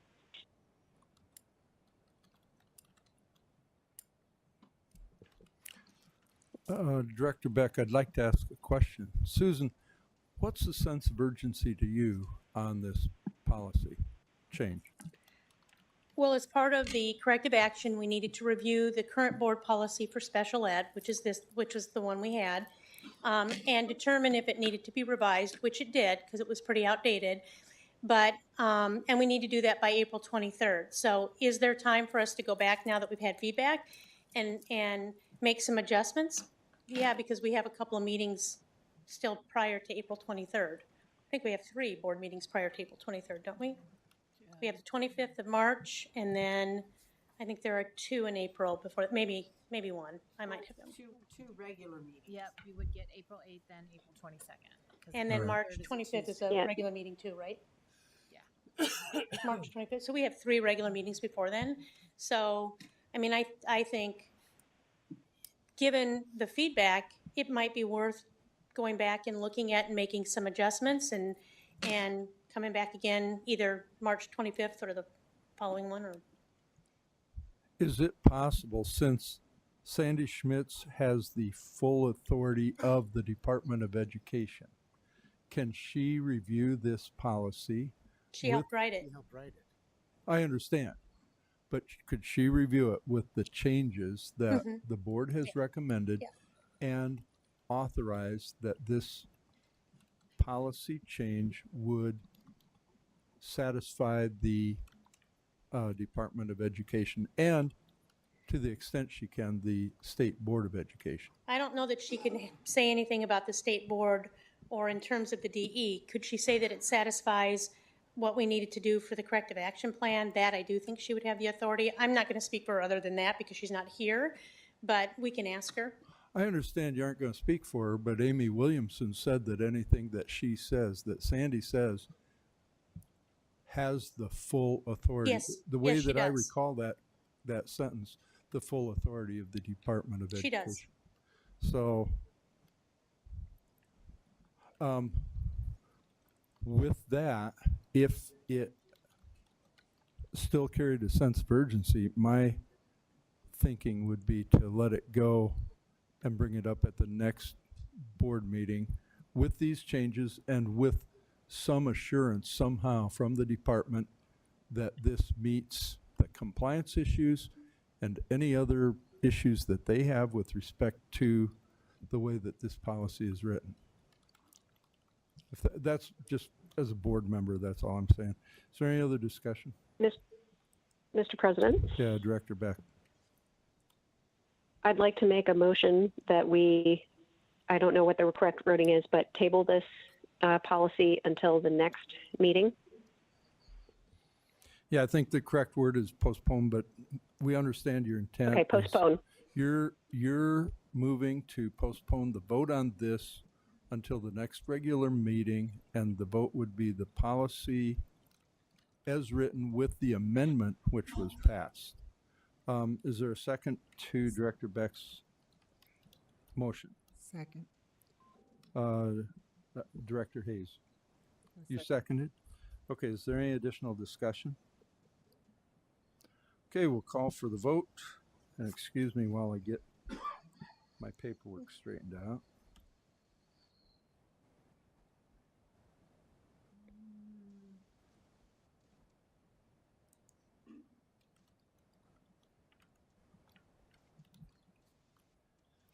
Okay, we'll call for the vote, and the vote is to postpone the vote on this policy until the next regular meeting. Director Beck. Yes. And excuse me, I didn't include, but it's with that amendment that Director Potts had made earlier that passed. Director Hayes. Yes. Director DeSalvo. Yes. Director Gosa. Yes. Director Potts. Yes. And my vote is yes. Motion carries. Thank you. We'll move on to discussion items. Is there a special education update?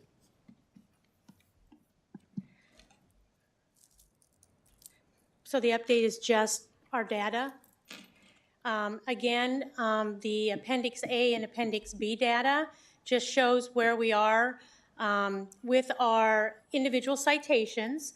And what I'll say is this data is as of March 5th, meaning that it probably deals with meetings up through Friday, March 1st. I know that this past week, our buildings that have several to go, because some of our buildings are completely done, but our bigger buildings had many more kids that they had to meet on. There were several meetings held just this past week, which won't be reflected in these numbers. We had a team that met today for one of the buildings to deal with some IEP meetings, so some more were done, and all buildings have a schedule for getting this completed. The schedule is for early in April, so that we have a buffer in there, because there sometimes are unforeseen situations, but we're making progress. And as soon as we make it, you'll get the email. And then this just goes over the compensatory ed. So 2,520, we've gone through 2,520 of the citations, and of those, there are 246 students now. It keeps going up. We keep identifying more each week, who have been determined owed compensatory ed. And then again, it goes through, and then the pie chart is the next thing I'm going to show. It just goes through again how many students are currently receiving, how many students are in need of a teacher, and that's changed as of today because the person assigning that has already assigned everything out. The ones we have trouble finding are when we're trying to deal with districts out of state. We're trying to contract with them. That gets a little trickier. That's just a couple. But then since we get new students every week that add to the list, then we have to assign them teachers. So that's been done. The number of families that have declined, again, that's for the reasons that we've talked about previously. No shows. We have 2 additional students who are not showing up right now. We will continue to try to get them to show up.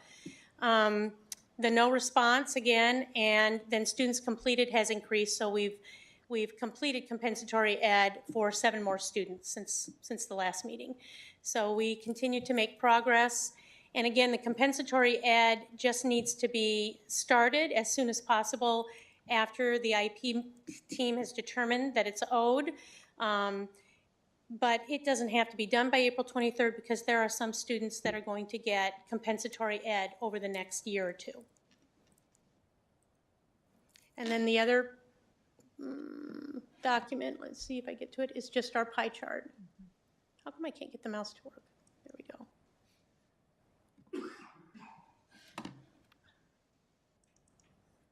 And it's just the pie chart that we update, again, with the students, so you can see. The only other update would be that we think we've worked out all of the kinks on doing the survey. We are going to be able to do the majority of our, the majority of our survey responses electronically via email, and it'll be anonymous using SurveyMonkey. But we know that there are some, as we're going through each student, there are some families that don't have an email listed, so we will be sending a hard copy to them with a self-addressed envelope. Also, we'll put the link on there in case they want to, if they have access but just haven't given us an email. And we're going to do an auto, Gary Sloat's office has helped us work through doing an auto dialer to let parents, all of them, know that we will be sending the link for the survey, because we want to give them sort of the heads up to look for it. We're hoping to, we think we've worked out all the bugs. We're hoping to send that out right after spring break. Are you ready for questions? I am. All right, thank you. Are there any questions or is there any discussion on this issue? Director Hayes. Just a quick question, Susan. Acronym LEA. That is Local Education Agency, so that's the school district for us. That's the school district, and the LEA designee, good question, because we always use acronyms. The LEA designee tends to be the building principal.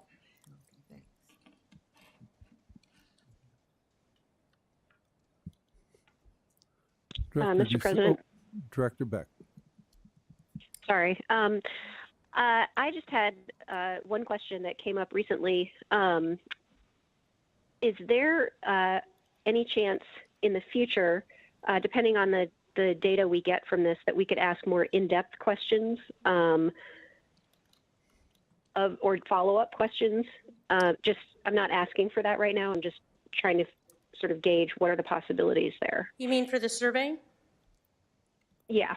Yeah, I think we can, after this first round, we can come back and take a look at it. And if we need to, we didn't want to make it too long because that makes it less likely that people will fill it out. So we want to keep it, short enough that people aren't going to say, oh, I'm not going to take the time to do that. We did leave a spot for, under each of the questions, for them to write an explanation if they wanted. And we left there's a spot for them to add any comments. If they want to add comments when they complete the survey, but there's nothing to say we can't look at adjusting that in the future. The questions that we asked in this survey really revolved around IEP meetings and how parents feel about the meetings, and if they feel like their voices are heard, those kinds of things. Did you have more, Director Beck? Not right now, thank you. Okay. Anything else? Director DeSalvo. How are your projections? Are you going to make it? Yes. Okay. Thank you. Yes, unless some big catastrophe happens. We are. I do want to point out, because you bring it up, and we talk about it every week, and the people in my office are working really hard with the buildings, and at this point, Sandy, we have them working with every one of their buildings that are not done, because some of the buildings are done, and then we meet with Sandy on Mondays and we go through what do the numbers look like. But I want to kind of put a shout out to all of our building staff, because this has been a really big undertaking at the building level, and that's for special ed and general ed teachers alike, because they both have to be at the meetings, and for principals, because they do this and they have to keep doing all of their other work too, and they have been troopers. And we've been really fortunate, because we wouldn't do it without them, obviously. So I want to. Kudos. Yeah. Much deserved. I have another comment. At my work, when we have situations occur, a project, a failure, whatever it would be, at the end of that, take a breath, congratulate yourself for making it, or lessons learned. But we have just a post wrap-up session. Lessons learned. Obviously, we know we've learned a lot of lessons here. What are we going to do going forward? We can't get complacent. All of those things. Yeah. I'm hoping some of that is already in your plans and in the works, but I would like updates on that as a board. You bet. You bet. That is something that we want to get through, obviously, April 23rd, but that's just the beginning of our work because there were systemic noncompliance issues that revolved around disproportionality. But even when you look at some of the IEP noncompliance, everybody was doing what they thought they were told and the best job that they could do, but that clearly we need to work on communicating better and providing training with our teachers. And then we as an office also need to reflect on where we made mistakes, because we did, right, or we wouldn't be here, and what do we need to do differently to ensure that this doesn't happen in the future. And it's kind of the summer work that we're going to do. Yes. That was kind of the plan, Good. some of the summer work. We have lots of summer work to do. So I would, Yes. I would like the board to bet. continue to be updated Yep. on that. I think I We can really do that. like your updates, whether we need them every board meeting, we'll decide, but But yeah, that I'd would be happy to to do me that. very important Yeah. to hear how we're going to continue on past And, this. and what you're asking for is exactly what Sandy has provided guidance on that we need to do. We just, right now, we want to get to our deadline. Absolutely. I But yes, understand. that's, in order for us to make true systemic change, we have to do exactly what you talked about. Thank you. That's it. Any additional discussion? I got a couple questions. And I'm sure you expressed it earlier, but what is the purpose of the questionnaire? So during the, we've heard some feedback, right, that even at open forum here, that parents are feeling like their voices aren't heard and that that IEP meetings haven't been conducive to collaboration. And to be honest, we were cited in predetermination, which would suggest that the services were determined prior to having a meeting with parents. So we want to ensure that we're changing that practice, and we want to get feedback from parents because we need to continue to change our practice in order to make it a collaborative approach, because they're part of the team and they need to feel a valued part of the team. And so is the questionnaire like validated by the Department of Education? Have they said, yes, by doing this, you're going to make parents feel more involved? Nope, this is something that we decided to do after feedback that we've been given. Okay. And conversations with the board, because I All think it came up at one of the board meetings. The board requested it, I think, and it's a very good request. What I do know is that I think the DE plans to actually send a survey to every parent in Davenport schools as part of the Phase 2 visit. So I don't know what that will be, but that was mentioned during the Phase 2 visit. What it will be and when it'll be, I don't know, but it is a good practice to get their feedback and to do it anonymously so that they feel like they can be honest with us. With the anonymity, and when do you think this will be completed, the survey? Well, we're going to send it out after spring break. Right. So we'd have to see, as we start getting responses, we'll share the responses with you. Okay. And at one of the earlier discussions when we talked about it, you said that there would be a method to assure that there's only one Yep, that's already been figured into. one response per Gary's student still or back there. however you We've do already it. figured that into the system, right? Yep. Okay, great, thank you. And then, you know that I'm always concerned about April 23rd. Mm-hmm. And you've said, don't worry. No, I didn't say don't worry. I said we are going to make it. I'm worried. We all want to, it's, you know. Okay, all right, but you're trying to give us assurance. Yeah. And I was wondering if it would be possible somehow to increase the frequency of the updates. Right now, they're every regular meeting. Mm-hmm. But if we only have 2 or 3 meetings left before the 23rd, Mary, do you know?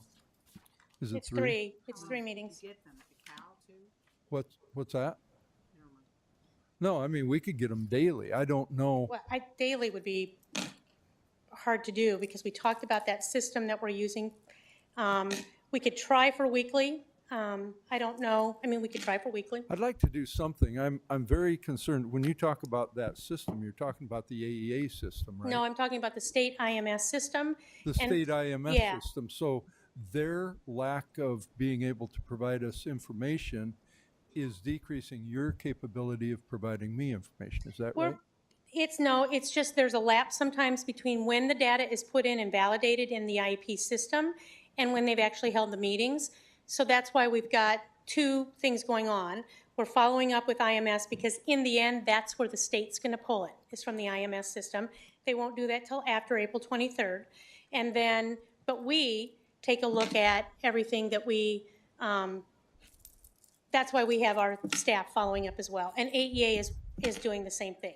But if I understand you correctly, you're saying that the state won't look at the data until after April 23rd. I think you just said that, right? That's when they'll look for the final piece of data, yeah. Okay. And that we have no access to that data before April 23rd. No, we get it now. I show it to you. That's what's on the table. We get it from AEA. Currently, I get it now from them every 2 weeks. We could ask them for it every Friday. Every 2 weeks is only 3 more times Yeah, so between we could now ask and the for it every 23rd. Friday. That's not a problem. Why, it feels like it is a problem to get the information. Is it, what if we ask for it every day? What happens? No, but Ralph, can I interject? Well, if you can answer my question. I want her focusing on getting this done. I don't want to take any of her or her Then- staff's time. Then please wait until I Okay, ask my I can't questions. answer your question. Okay, because when I look at data, and you all know that I look at data a lot. I look at data in some cases once a minute. And it's hard for me to understand why, just because it comes from the AEA or because it comes from the state, why we can't get it. If it's something that is data that should be reported, I'm not asking Susan to spend the time to get the data. I'm saying that if the data exists, and if we can just go to AEA and they can just say, here's number 1, 2, 3, 4, why can't we? I do not want to wait till after April 23rd to find out whether or not we made it. I want to know on the day that it happens. And that's why I'm really, I'm frustrated. I'll say it that way, that I can't get data on a more frequent basis. Does it take you a lot of additional work to access the data from the AEA more frequently than once Well, it every would other take the week? AEA staff time away from what they're doing in order to dig into the system and have to sort through it and get all of that data every day. I think it's reasonable to ask for it every week, but I don't, and I don't know, I think about, I can ask them. I think what they'll say is that takes them away from other work that also needs to get done. When I don't think it's necessary, personally, I'm comfortable with getting it weekly because we have our thumb on it also out in our buildings. And I understand, I appreciate your comments, but we are the ones that are held responsible by the State Board of Education and by the Department of Education that this has to be done, and it's us. And if I can't get the data, I'm just very frustrated. What I'd like to say is, I'll call the director tomorrow, and because you would probably talk to somebody else, I'll just kind of say, get somebody else on it that can give us the data, whatever that is.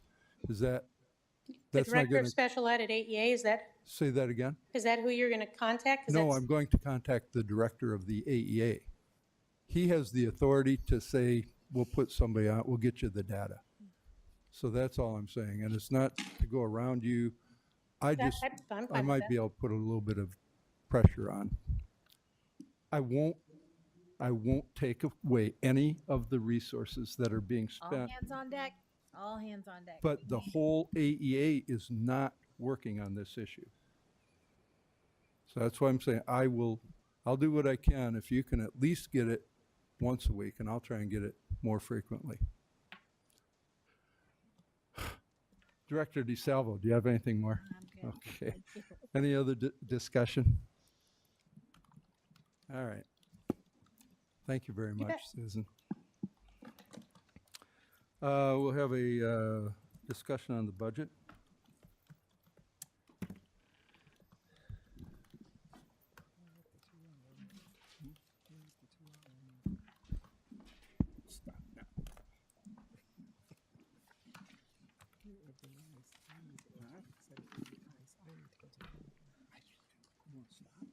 I have prepared preliminary information that you, Excuse me a minute. I'm sorry.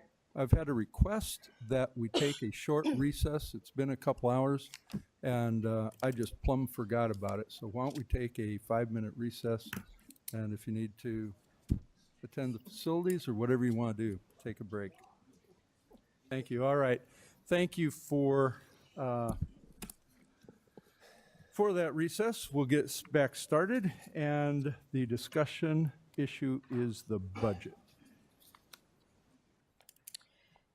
You had asked for some preliminary information prior to the March 25th meeting, so that is what I have provided in your packets for you. I have prepared the aid and levy worksheet. The majority of that is pre-populated by the Department of Management. It's the 8-page document in the packet. And just to kind of review a little bit, the tax levy rate is comprised of several components. There is the levy to fund the combined district cost, which is the grand total of all the enrollment accounts times the per pupil amount. And the uniform levy is $5.40 per $1,000 of taxable valuation. And then there is the additional levy that is the state aid that brings the funding up to 87.5% of the cost per pupil. And then the additional levy brings the funding up to 100% of the cost per pupil. We can also levy for cash reserves, which is only for the general fund. We have the cash reserve that we can levy for the SBRC approved items, such as the special education deficit, the dropout prevention, open enrollment, and the ELL costs. And then there's the other cash reserve levy that we can issue. We use that to help even out our cash flow during July and August when our state aid payments aren't received. We get our state aid in 10 installments, September through June. So a lot of districts use the additional cash reserve levy to help even out the cash flow. And that additional cash reserve levy does not create spending authority. That's an important point. The cash reserve levy that we can levy for the SBRC items, that's when the SBRC has granted us that spending authority and we're levying for the cash to fund that. The additional cash reserve that we can levy does not create any additional spending authority. We also have our instructional support levy.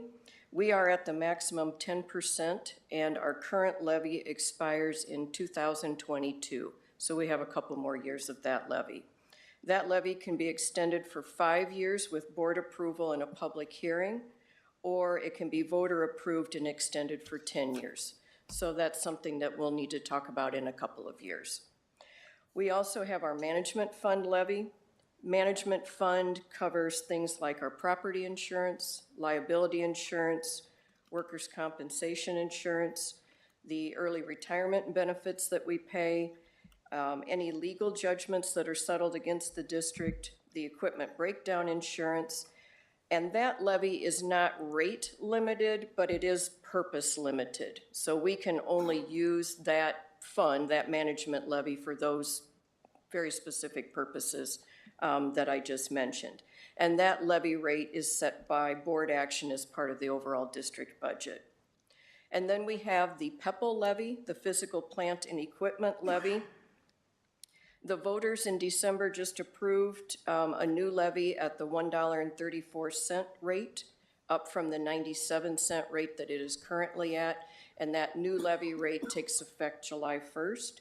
And then there is the regular PEPL levy that's board approved, and that currently has been at just under 33 cents, and I've got it in at 33 cents again for next year's levy. So that's just a quick rundown of the different components that make up the levy. I did give you an additional document just to kind of summarize some of those levies. It wasn't in your packet, I just handed that out.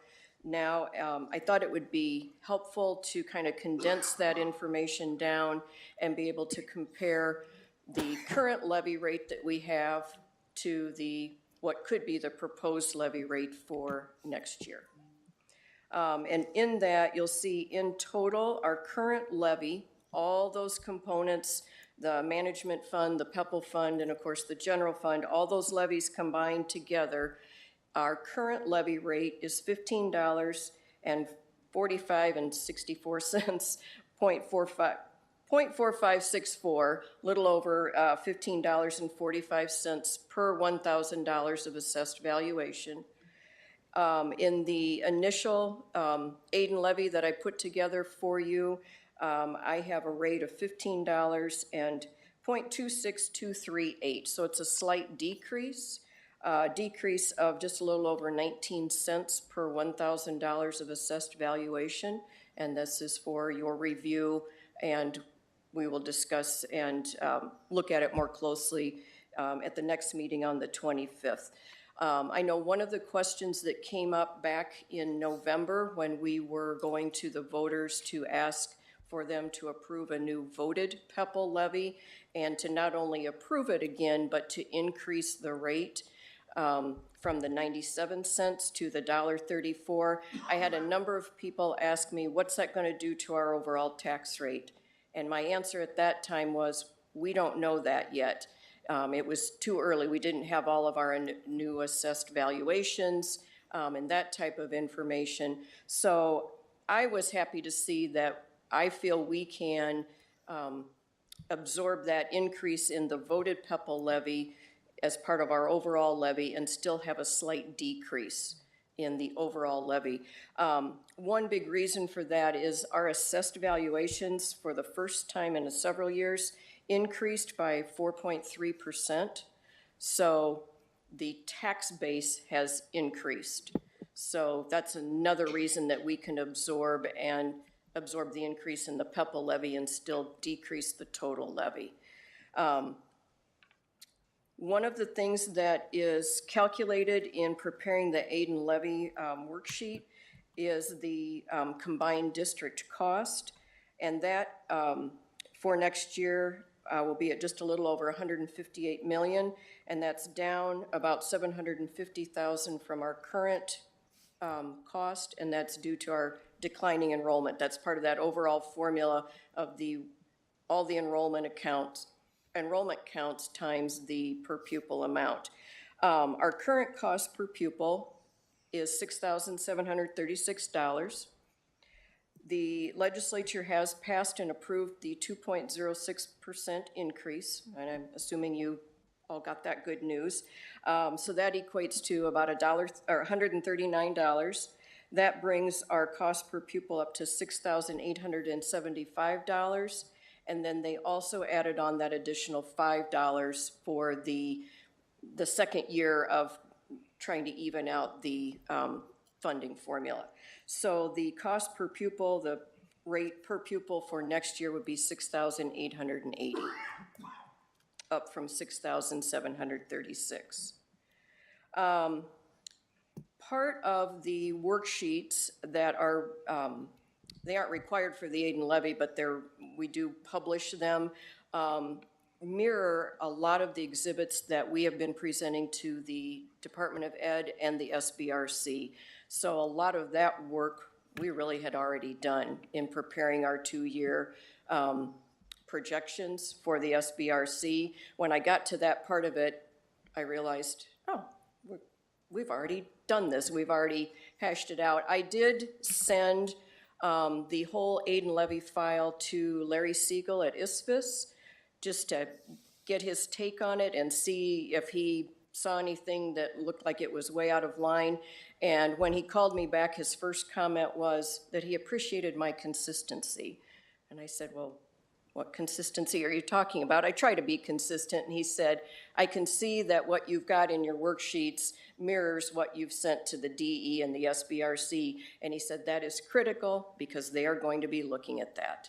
So we're on the right path, and we're on, hitting our targets there and presenting consistent information across the board. One piece that I don't have put together for you yet, and I will have that for you in 2 weeks, will be the amended budget for this year. We are required to review that, and if we need to amend the budget, and it's in those four main functional areas, if it looks like we're going to need to increase, we usually don't decrease, but increase any of those, and it's usually due to some additional miscellaneous revenue that we didn't know about a year ago that we're getting, that would cause a need for that. So that'll be another document that you'll be getting in 2 weeks, would be the proposed amended budget for this current year. Those are the highlights of what I had put together for you. And I know I gave you lots of documents with lots of numbers on them. If you've got any questions, I will try to answer them. And if I don't have the answers, I can get them for you, definitely for the next meeting. I'm sure there are questions. Director DeSalvo. On page 1 of the aid and levy worksheet, line number 1.2, audited change in October, certified enrollment, what does that mean? Every year, when we submit our certified enrollment count after that first Friday in October, and TJ, you might know more about this than I do. I know different reviews get done, and typically either the state finds out or we find out that a student was counted incorrectly or the weighting was incorrect, that type of thing. And typically, we have an adjustment, and it's the last few years it's been a negative adjustment, where what we're saying here is we need to count 8.93 fewer students that came out of an audit. And it's also information that's given to our independent auditors every year, and they follow up on that and check all that out for us. So that's what that adjustment is about. This is a really bizarre question, and I don't know.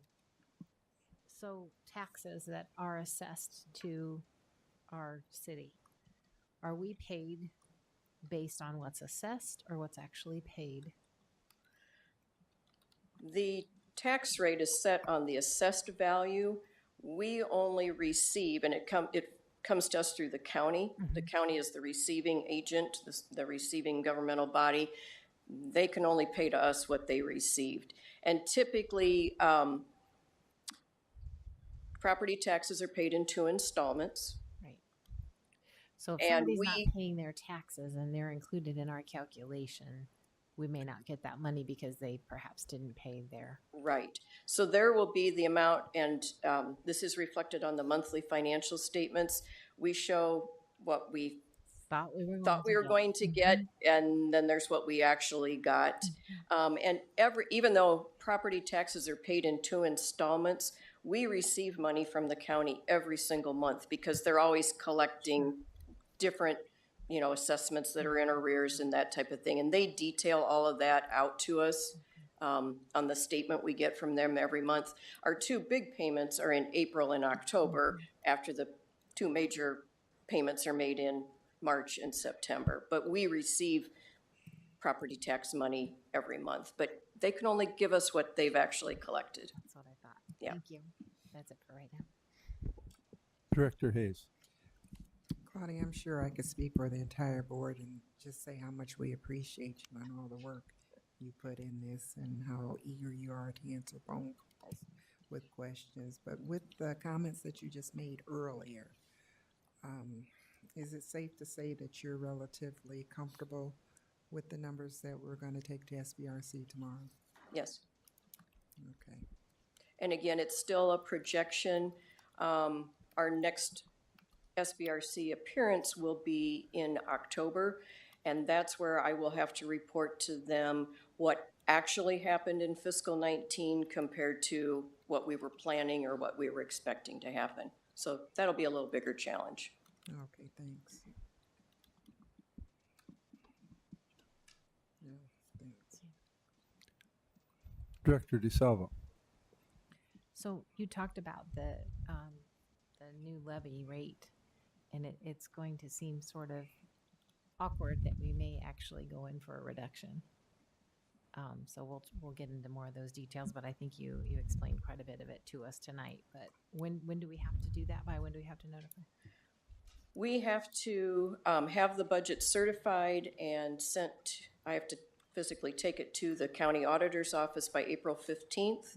On one of the sheets you'll see in the publication document, I think we had said that at the April 8th board meeting, you would take action on this.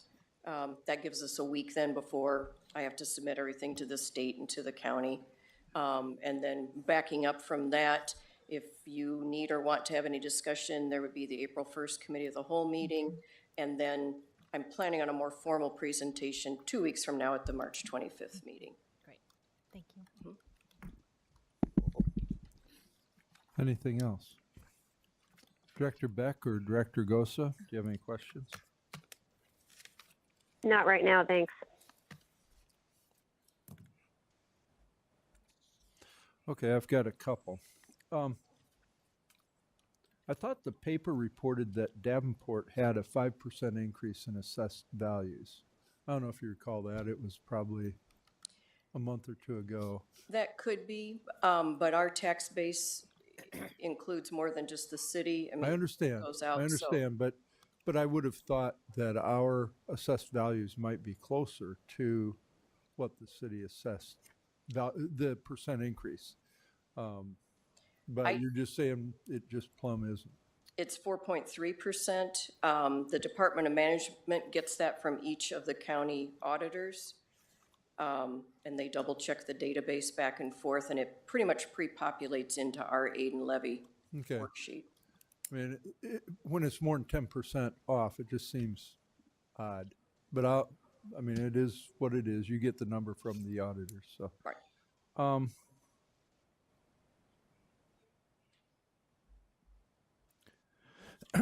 You indicated that the SSA was 2.06%. Is that correct? Yes. And the $5 was the state additional $5 per pupil. Mm-hmm. Yes. And that's given to districts that are below a certain amount, whatever that is, and ours is one of them. Yes. So in fact, all of the districts that were at 0 2 years ago would be getting the 5 from last year plus 5 of this year, right? Yes, that's correct. And I was thinking, if they applied SSA after they gave us the $5, we'd make a little bit more, right? Yes. So, well, I'm thinking legislatively, maybe we can get that changed. You know? Yes. All right. Funnel week's over. What's that? Funnel week's over. Oh, well, maybe next year. I think that's all I got. Is there any other discussion? All right, then we'll move on. Thank you, Claudia. You're welcome. Forming a board budget committee. I'm prepared to talk on this. Director DeSalvo, are you prepared to talk on this? Go ahead.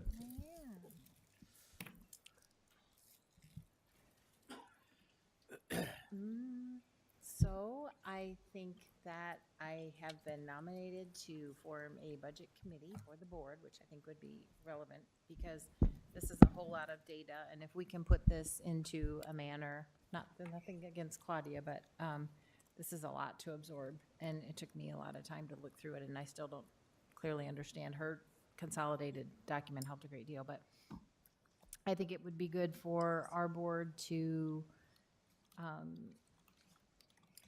form a committee to look at the documents that are provided to us by the administration and to bring that forth to the board perhaps once a month in a manner that would be a layman's fashion that we could all understand a little bit better. So I would be happy to lead that committee, and I'm looking for other board members that would be interested in participating in that committee with me. You can let Mary know. Don't everybody jump at once. But please let Mary know if you're interested in being a part of that. But I think it is very important that it's a lot. I spend most of my Sunday evening looking at all these documents and trying to understand what they all mean. And so I think it would be very helpful to the board. But obviously, we're going to need support from Claudia and her team and some folks at the city that I've worked with before that are just brilliant with finances. Brandon at the city is just amazing. So I think we could perhaps work with them on some things too. Interim Superintendent Schneckloff. I would applaud this. It's also going to be a recommendation coming from our Phase 2 audit that we start something like this. So I applaud that you stepped up to do something like this. It's definitely something that's necessary. And I love your idea of relaying this information in a way that people can understand it. And so that will be very helpful. I think about the conversations that we have here in terms of policy. And that's because we have a policy committee. And this is a recommendation. This is something that many large districts have and many districts have across the state. And this is something that IASB can definitely help you guys work through and set up. And Larry Siegel, as Claudia referenced, he's a wonderful resource. I know you know him well, Ralph. He can definitely help set up a structure. What should we look at? What are the key components that can help bring this information to life for you? So I'd also like, Claudia, you and I had a discussion earlier today. You know, Claudia's got some systemic knowledge about where were we with our committees and where did they go and how did the committee of the whole meet so many times? So Claudia, would you share with us what you shared with me earlier today? Is that okay, President Johansson? I started with the district in 1996, and at that time there were committees, and one of them was a finance committee, and Marcia Tangen, as CFO, had me attend that committee meeting with her. We had, you know, a monthly discussion about the financial statements, the budget, that type of thing. And I don't remember exactly what year it was, but it wasn't too many years after I started that the board made the decision to stop using the committee structure and go to the committee of the whole structure. And for a long time, a standing agenda item on the committee of the whole meeting was a review of the monthly financial statements.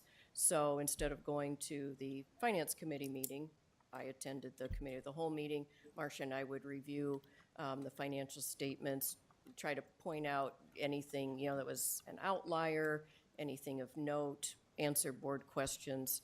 And then that stopped a number of years ago, and I'm not sure why, but you have, you know, continued to receive the financial statements in your packets, but I understand that getting reports and pages full of numbers without some context with it can be hard to really understand what you're really looking at. So we do have a history of a long time ago having a finance committee that reviewed the statements on a regular basis. Well, President Johansson, I think you were talking to Mary, so I'm looking for people that would like to join the committee with me, and I will get some meetings scheduled. I think I'll start with Claudia and start visiting with her and figure out which direction we want to go with this. But if you don't want to participate on the committee, but you just have ideas or suggestions, like this is what I would like to learn or this is what I would like to understand, that's welcome too. Please let me know.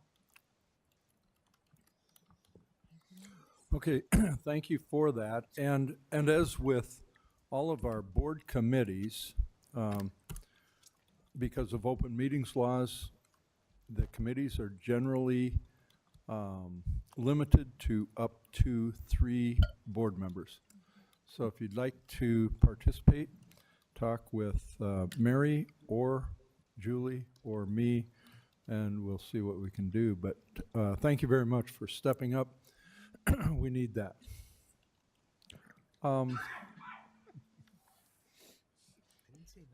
So I guess that's it for the Board Budget Committee. We'll move on to policies. Director Beck? Yeah, I have a helper board member right now that you'll probably hear in the background. Our policies for board discussion, those are listed in your packet. And we're going to start with the first one. Let's see, what's the first one that shows up? Sorry, my computer's acting weird. First one is policy 501.05, attendance, and this is under closing schools. And I'm going to ask interim Superintendent Schneckloff to please describe what the suggested changes are and the reasons for them. So we began to talk about this when we approved our 5-year budget and 2 and 5-year budget, however you'd like to think about it. And what we have coming in the 2021 school year is a potential school closing. Well, in order to do that, that must be voted on by, I don't know the specific date that was listed in there, but I believe it was sometime in September, October. Is that about right? I can't, my computer's not bringing it up. Mary, will you be able to scroll down for me? The second Monday in October, is that what it stated? Mm-hmm. Okay. So in review of this policy, we began to talk in order to follow the best practices of talking about a school closure or things of that nature. We did some research and looked at best practices, and in order to follow our own policy, we would need to start that a month ago. Have community meetings, begin to seek public input, those kinds of things. And in order to do that kind of thought process with fidelity, and then turn around and hand that over to a new superintendent in June, we thought it'd be best that when a district would transition something like that, that would be incredibly difficult. If I were to start that work and transition over to Dr. Kobilski, that'd be very difficult. Also, Dr. Kobilski has much experience in being a superintendent, building budgets, moving districts in the right direction. Given his first 3 months would be holding meetings with closing a school, I'm proposing that we give him more time. I'm proposing that we give our community an opportunity to have input about programs, about schools. That way he in this community, the school board, the district could make a better decision, not so much a rushed decision. Think about him making that decision in his first 3 months, naming schools in his first 3 months. That was the intent of this. So giving him the opportunity to establish well thought out practices, following our current policy, getting to January, and then that would allow him and the board and our community to be more informed. Now, it does crunch the time on the back end. That's accurate. So that's something I want the board to consider and discuss. But this gives our new superintendent coming in time to learn and meet the community, do a thorough budget analysis of that 5-year plan.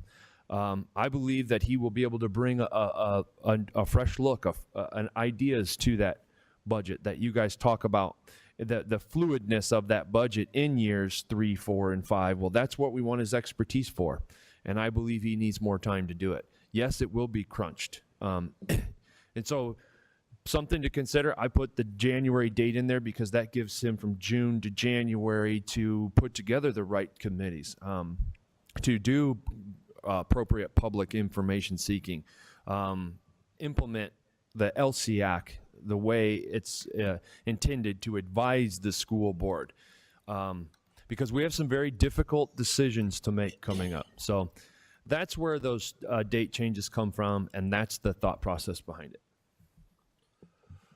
Is there any discussion? Thank you. Oh, I'm sorry, Director Beck. I apologize for that. Go ahead. That's okay. I had a question, and then I was going to hand it over to somebody who could see people. So, Interim Superintendent Schneckloff, the proposal to change the timeline for closing a school, or the change the policy with the timeline for closing a school. Could you mention, was this a permanent change or was this a one-time only? Do you know if they're offhand, and you may not be the right person to answer this, offhand if there is a rule that says if we are in a transition and we need to adjust the timeline for closing a school, we can do so one time for this special circumstance? I can kind of see this as not being something we would want to keep in the future. And then the other question was, we did we have to close the school according to that budget, or was that one of those things where if we can find the money somewhere else, we could avoid that? I guess 2 questions. Well, I think that's why it's being brought here for those kind of discussion items. That might be a great idea to add to the policy, one time only, or in times of transition, consider maybe an alternate schedule. I think that's exactly why you bring it here for discussion. What was your second question? If we had to close the school, or was that one of the things that we could potentially, if we could find the money somewhere else, that could be changed? Well, if we can do anything to prevent from not closing a school, I would highly recommend that. And I would imagine Dr. Kolbilski is going to turn over every stone, just like in order to prevent that. So that's why I believe he needs a little bit more time.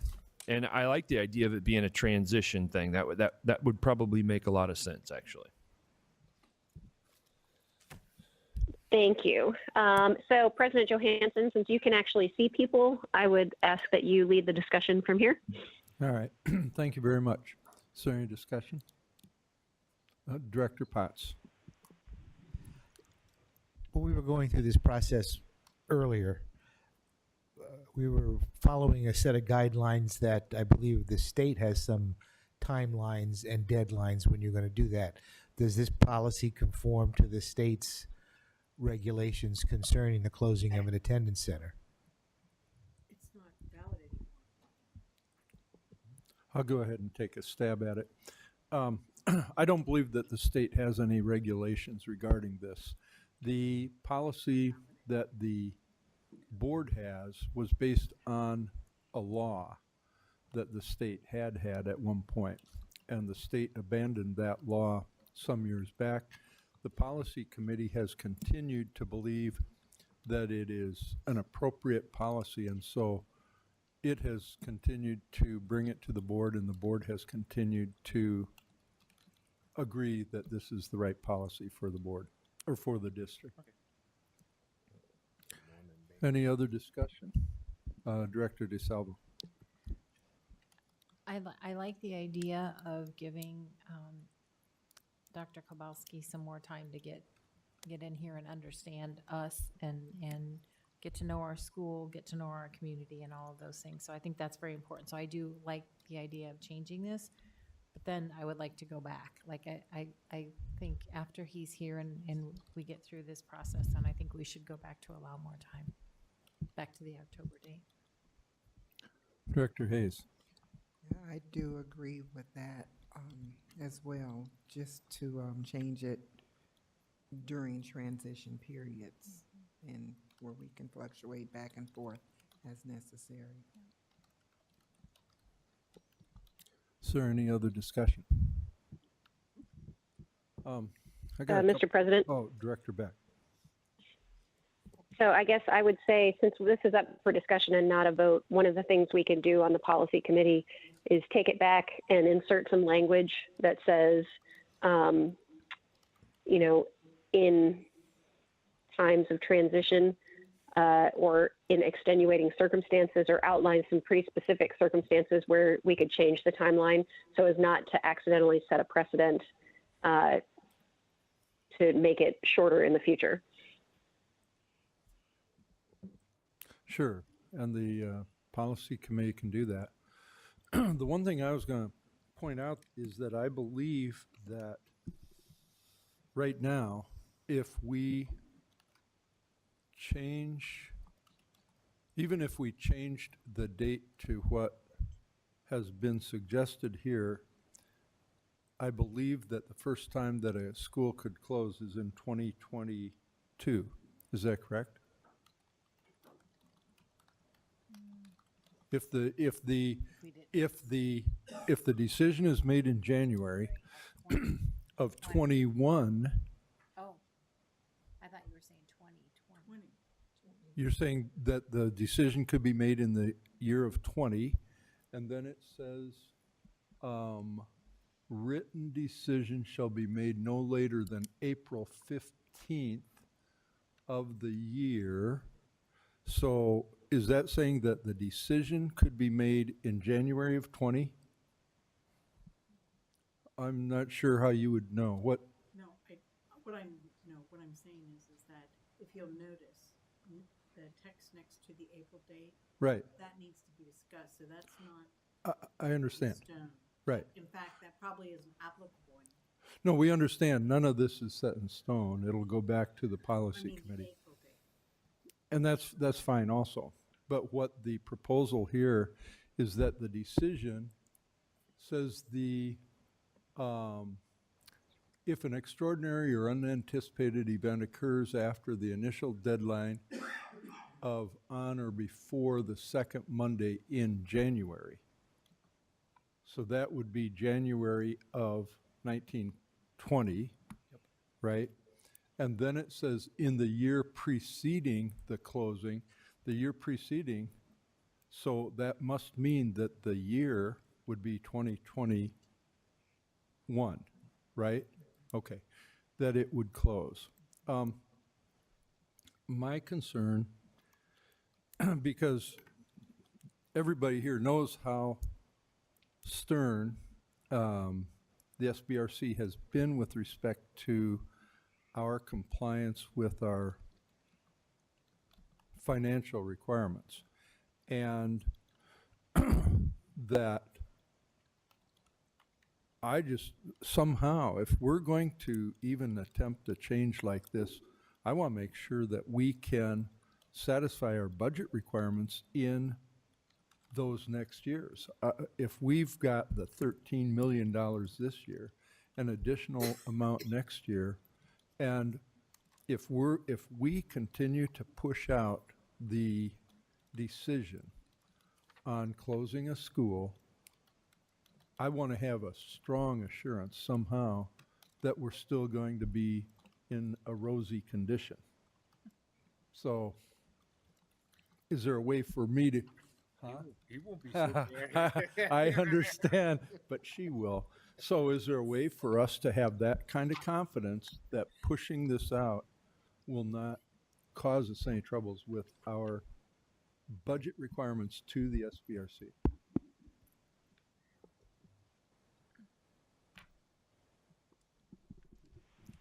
Can I interject here for a sec? Sure. It's my understanding that we're not pushing out the final decision, we're pushing out the start of the decision-making process, correct?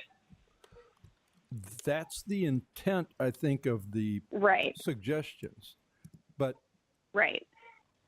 You want to make sure that that fits with our budgetary, our plans, our budget plans. I want to make sure that it is consistent with our budget plan also. If we change this, and the interim superintendent used the words best practices in the presentation, I want to be very careful that us making a change like this is appropriate. You know, best practices is kind of a weird term to apply to something like this. I don't know where you'd even get that. I mean, from California, New York, Texas, Des Moines. I'm just saying, where would best practices come from? I don't know. So I just want to express my real concern that if we change the policy, that we're really mindful, because if we shorten that time from October to January, so that's how many months? October, November, December, January. Well, it's 4 months. And that will cause conflict, I'm sure. Director DeSalvo. I'm looking at a revised 5-year plan from November 28, 2018, and we removed school closing from the 19-20 school year, 2021 school year, moved it to 21-22, which syncs up with the timeline we just spoke of. So I don't think making the change to this would impact that at all. Okay. Director Beck, did you have something that I did not allow you to say? No. Okay. Is there any other discussion on this?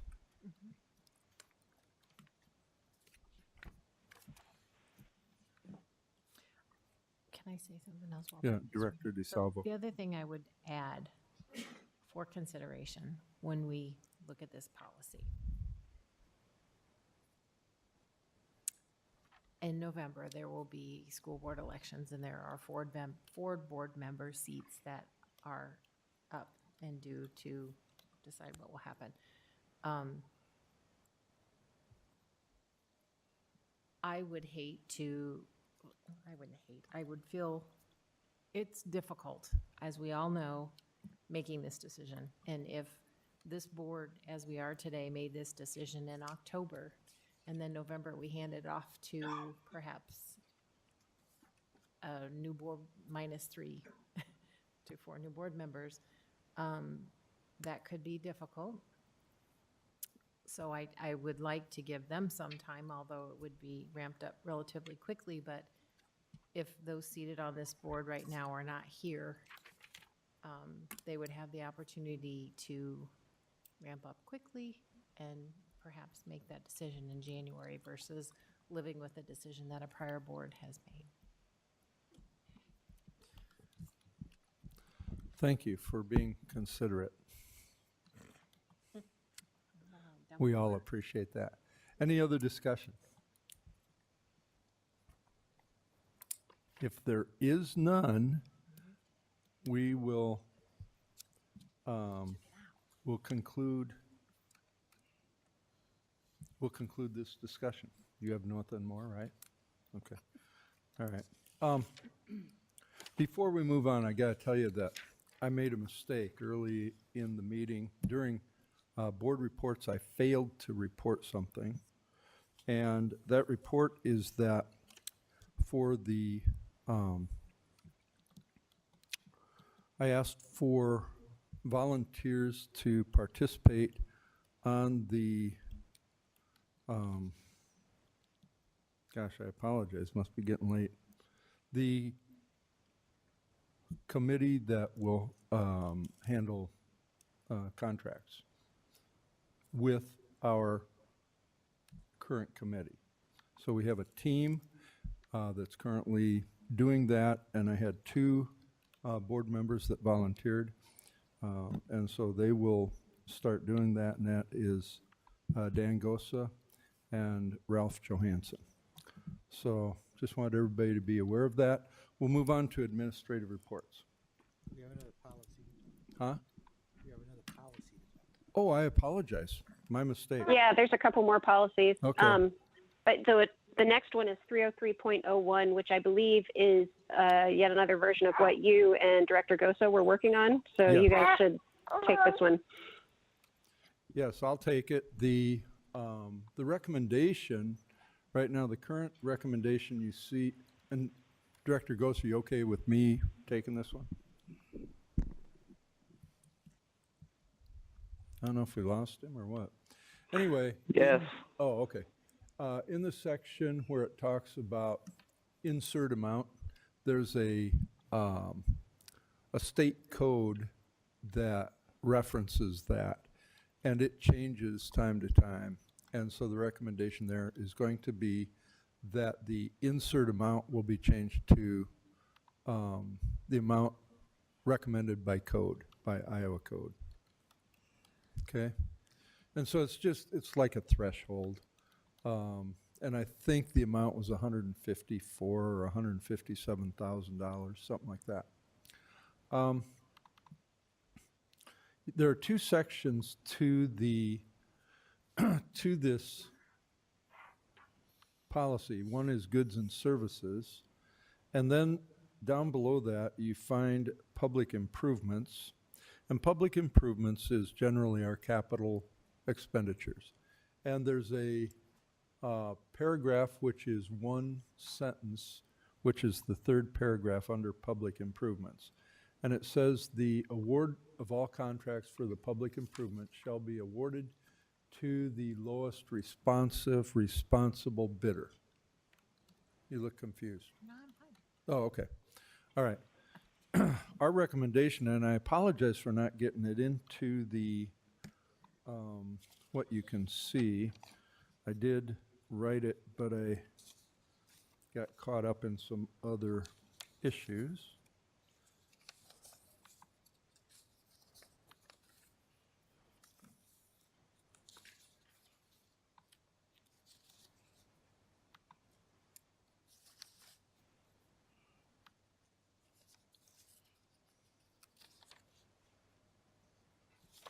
Well, excuse me a minute.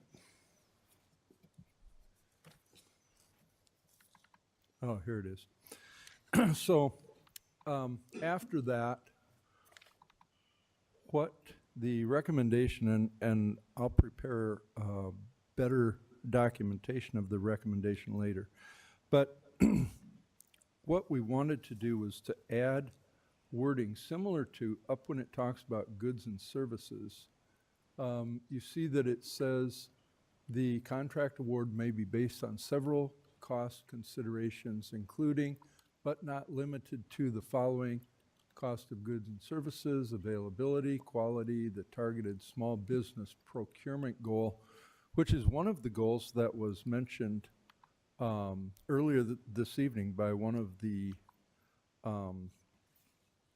open forum presenters. And because targeted small business, and I did talk with Mr. Maloney, he said that we can put language in like that, so we can target certain types of businesses, past work history, and other factors deemed relevant to the board.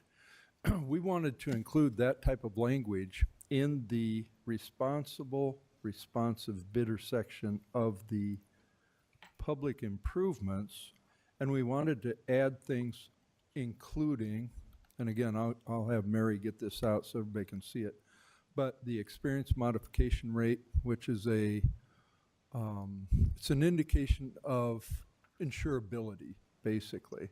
It's something that almost all businesses have, and it's a valid consideration by most businesses, especially large businesses, on whether or not that contractor is appropriate to have on your property. Having a safety manual, having a safety contact, safety matrix, which we've developed a sample safety matrix that the administration could prepare it, but then give it to the board, because it is not necessary for the board to always select the lowest bid. It says the lowest responsible bidder. And so it would encourage the board to think a little bit about some other things. And in the matrix that we prepared for our own thought process, we selected 3 contractors in the matrix, and it was very easy to see that you may not always choose the lowest bid, okay? We also added a federal apprenticeship program, and this would be something that a company would indicate that they are or are not part of. E-Verify is another thing that comes up, and everybody's familiar with E-Verify, and we may have to put language in there, but it isn't clear that we should just shun it. We may at least put it in there for consideration. A contractor may say, yeah, I've got every person that's on your school property will be vetted through E-Verify. Things like that. So we've got about 7 or 8 items, but that's the essence of what we wanted to add in to this policy in that section. So I'll just open it up for discussion. Anybody? If there's no discussion. I would support it. Oh, okay. I like the direction you're going with it. I think it sounds good. I think it gives us more to look at, more to consider. How many times have we had difficult situations that perhaps didn't end up being the lowest responsive bid? So I would totally support this. And when you think about that, another thing that I remember Director Gosa brought up was, for instance, if we put some tracking on some of our contractors, for instance, how many change orders do you have on each contractor? This contractor has 100 changeovers in the last year, and this one has 2. Maybe that tells you something. Not that we want to put parameters on it, but if you have a matrix, you can at least think about it. That's the purpose of all this. Okay, if there's no other comments, Director Beck, I'll turn it back over to you. Okay, then we have, scrolling down, I think that's our last policy for tonight. Okay, great. Yeah, so I think we're done. All right, well, thank you very much. Let me pull out, I have 2.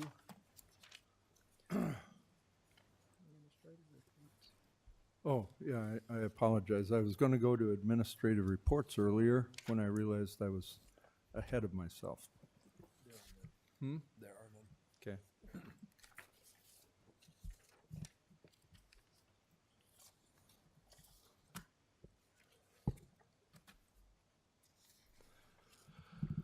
Okay.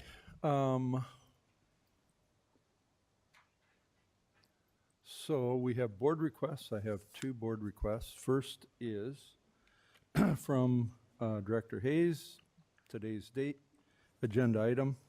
I'd like to request a policy to reflect no head coverings will be accepted during school hours unless worn for medical reasons, cancer, alopecia, etc. Why are you requesting this information on our agenda? Issues within the district where head coverings have been worn to camouflage identity. Is there a second? Second. When would you like this information or agenda item? Okay. As soon as possible. Second is a request from Director DeSalvo, today's date, information request. Every year, annually, the district and board should be, Oh boy, what did I write? looks like the word enthalpy, but I don't think it would fit there. Probably something like considering. Yeah, I consider Should be considering staffing requirements. items and needs. Why are you requesting this? To avoid significant staffing changes all at one time. Is there a second? Second.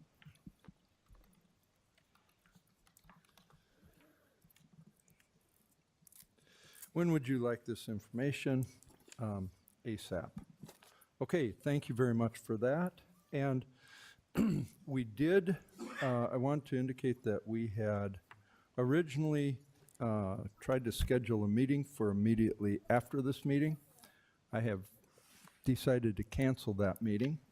We'll try to have another opportunity to meet and talk about some of those things. And I wanted to thank all of you out there that have stuck around. Thank you very much. Appreciate that. Okay, with that, I would accept a motion to adjourn. So moved. Is there a second? Second. All those in favor say aye. Aye. This meeting is adjourned. Aye. Thank you.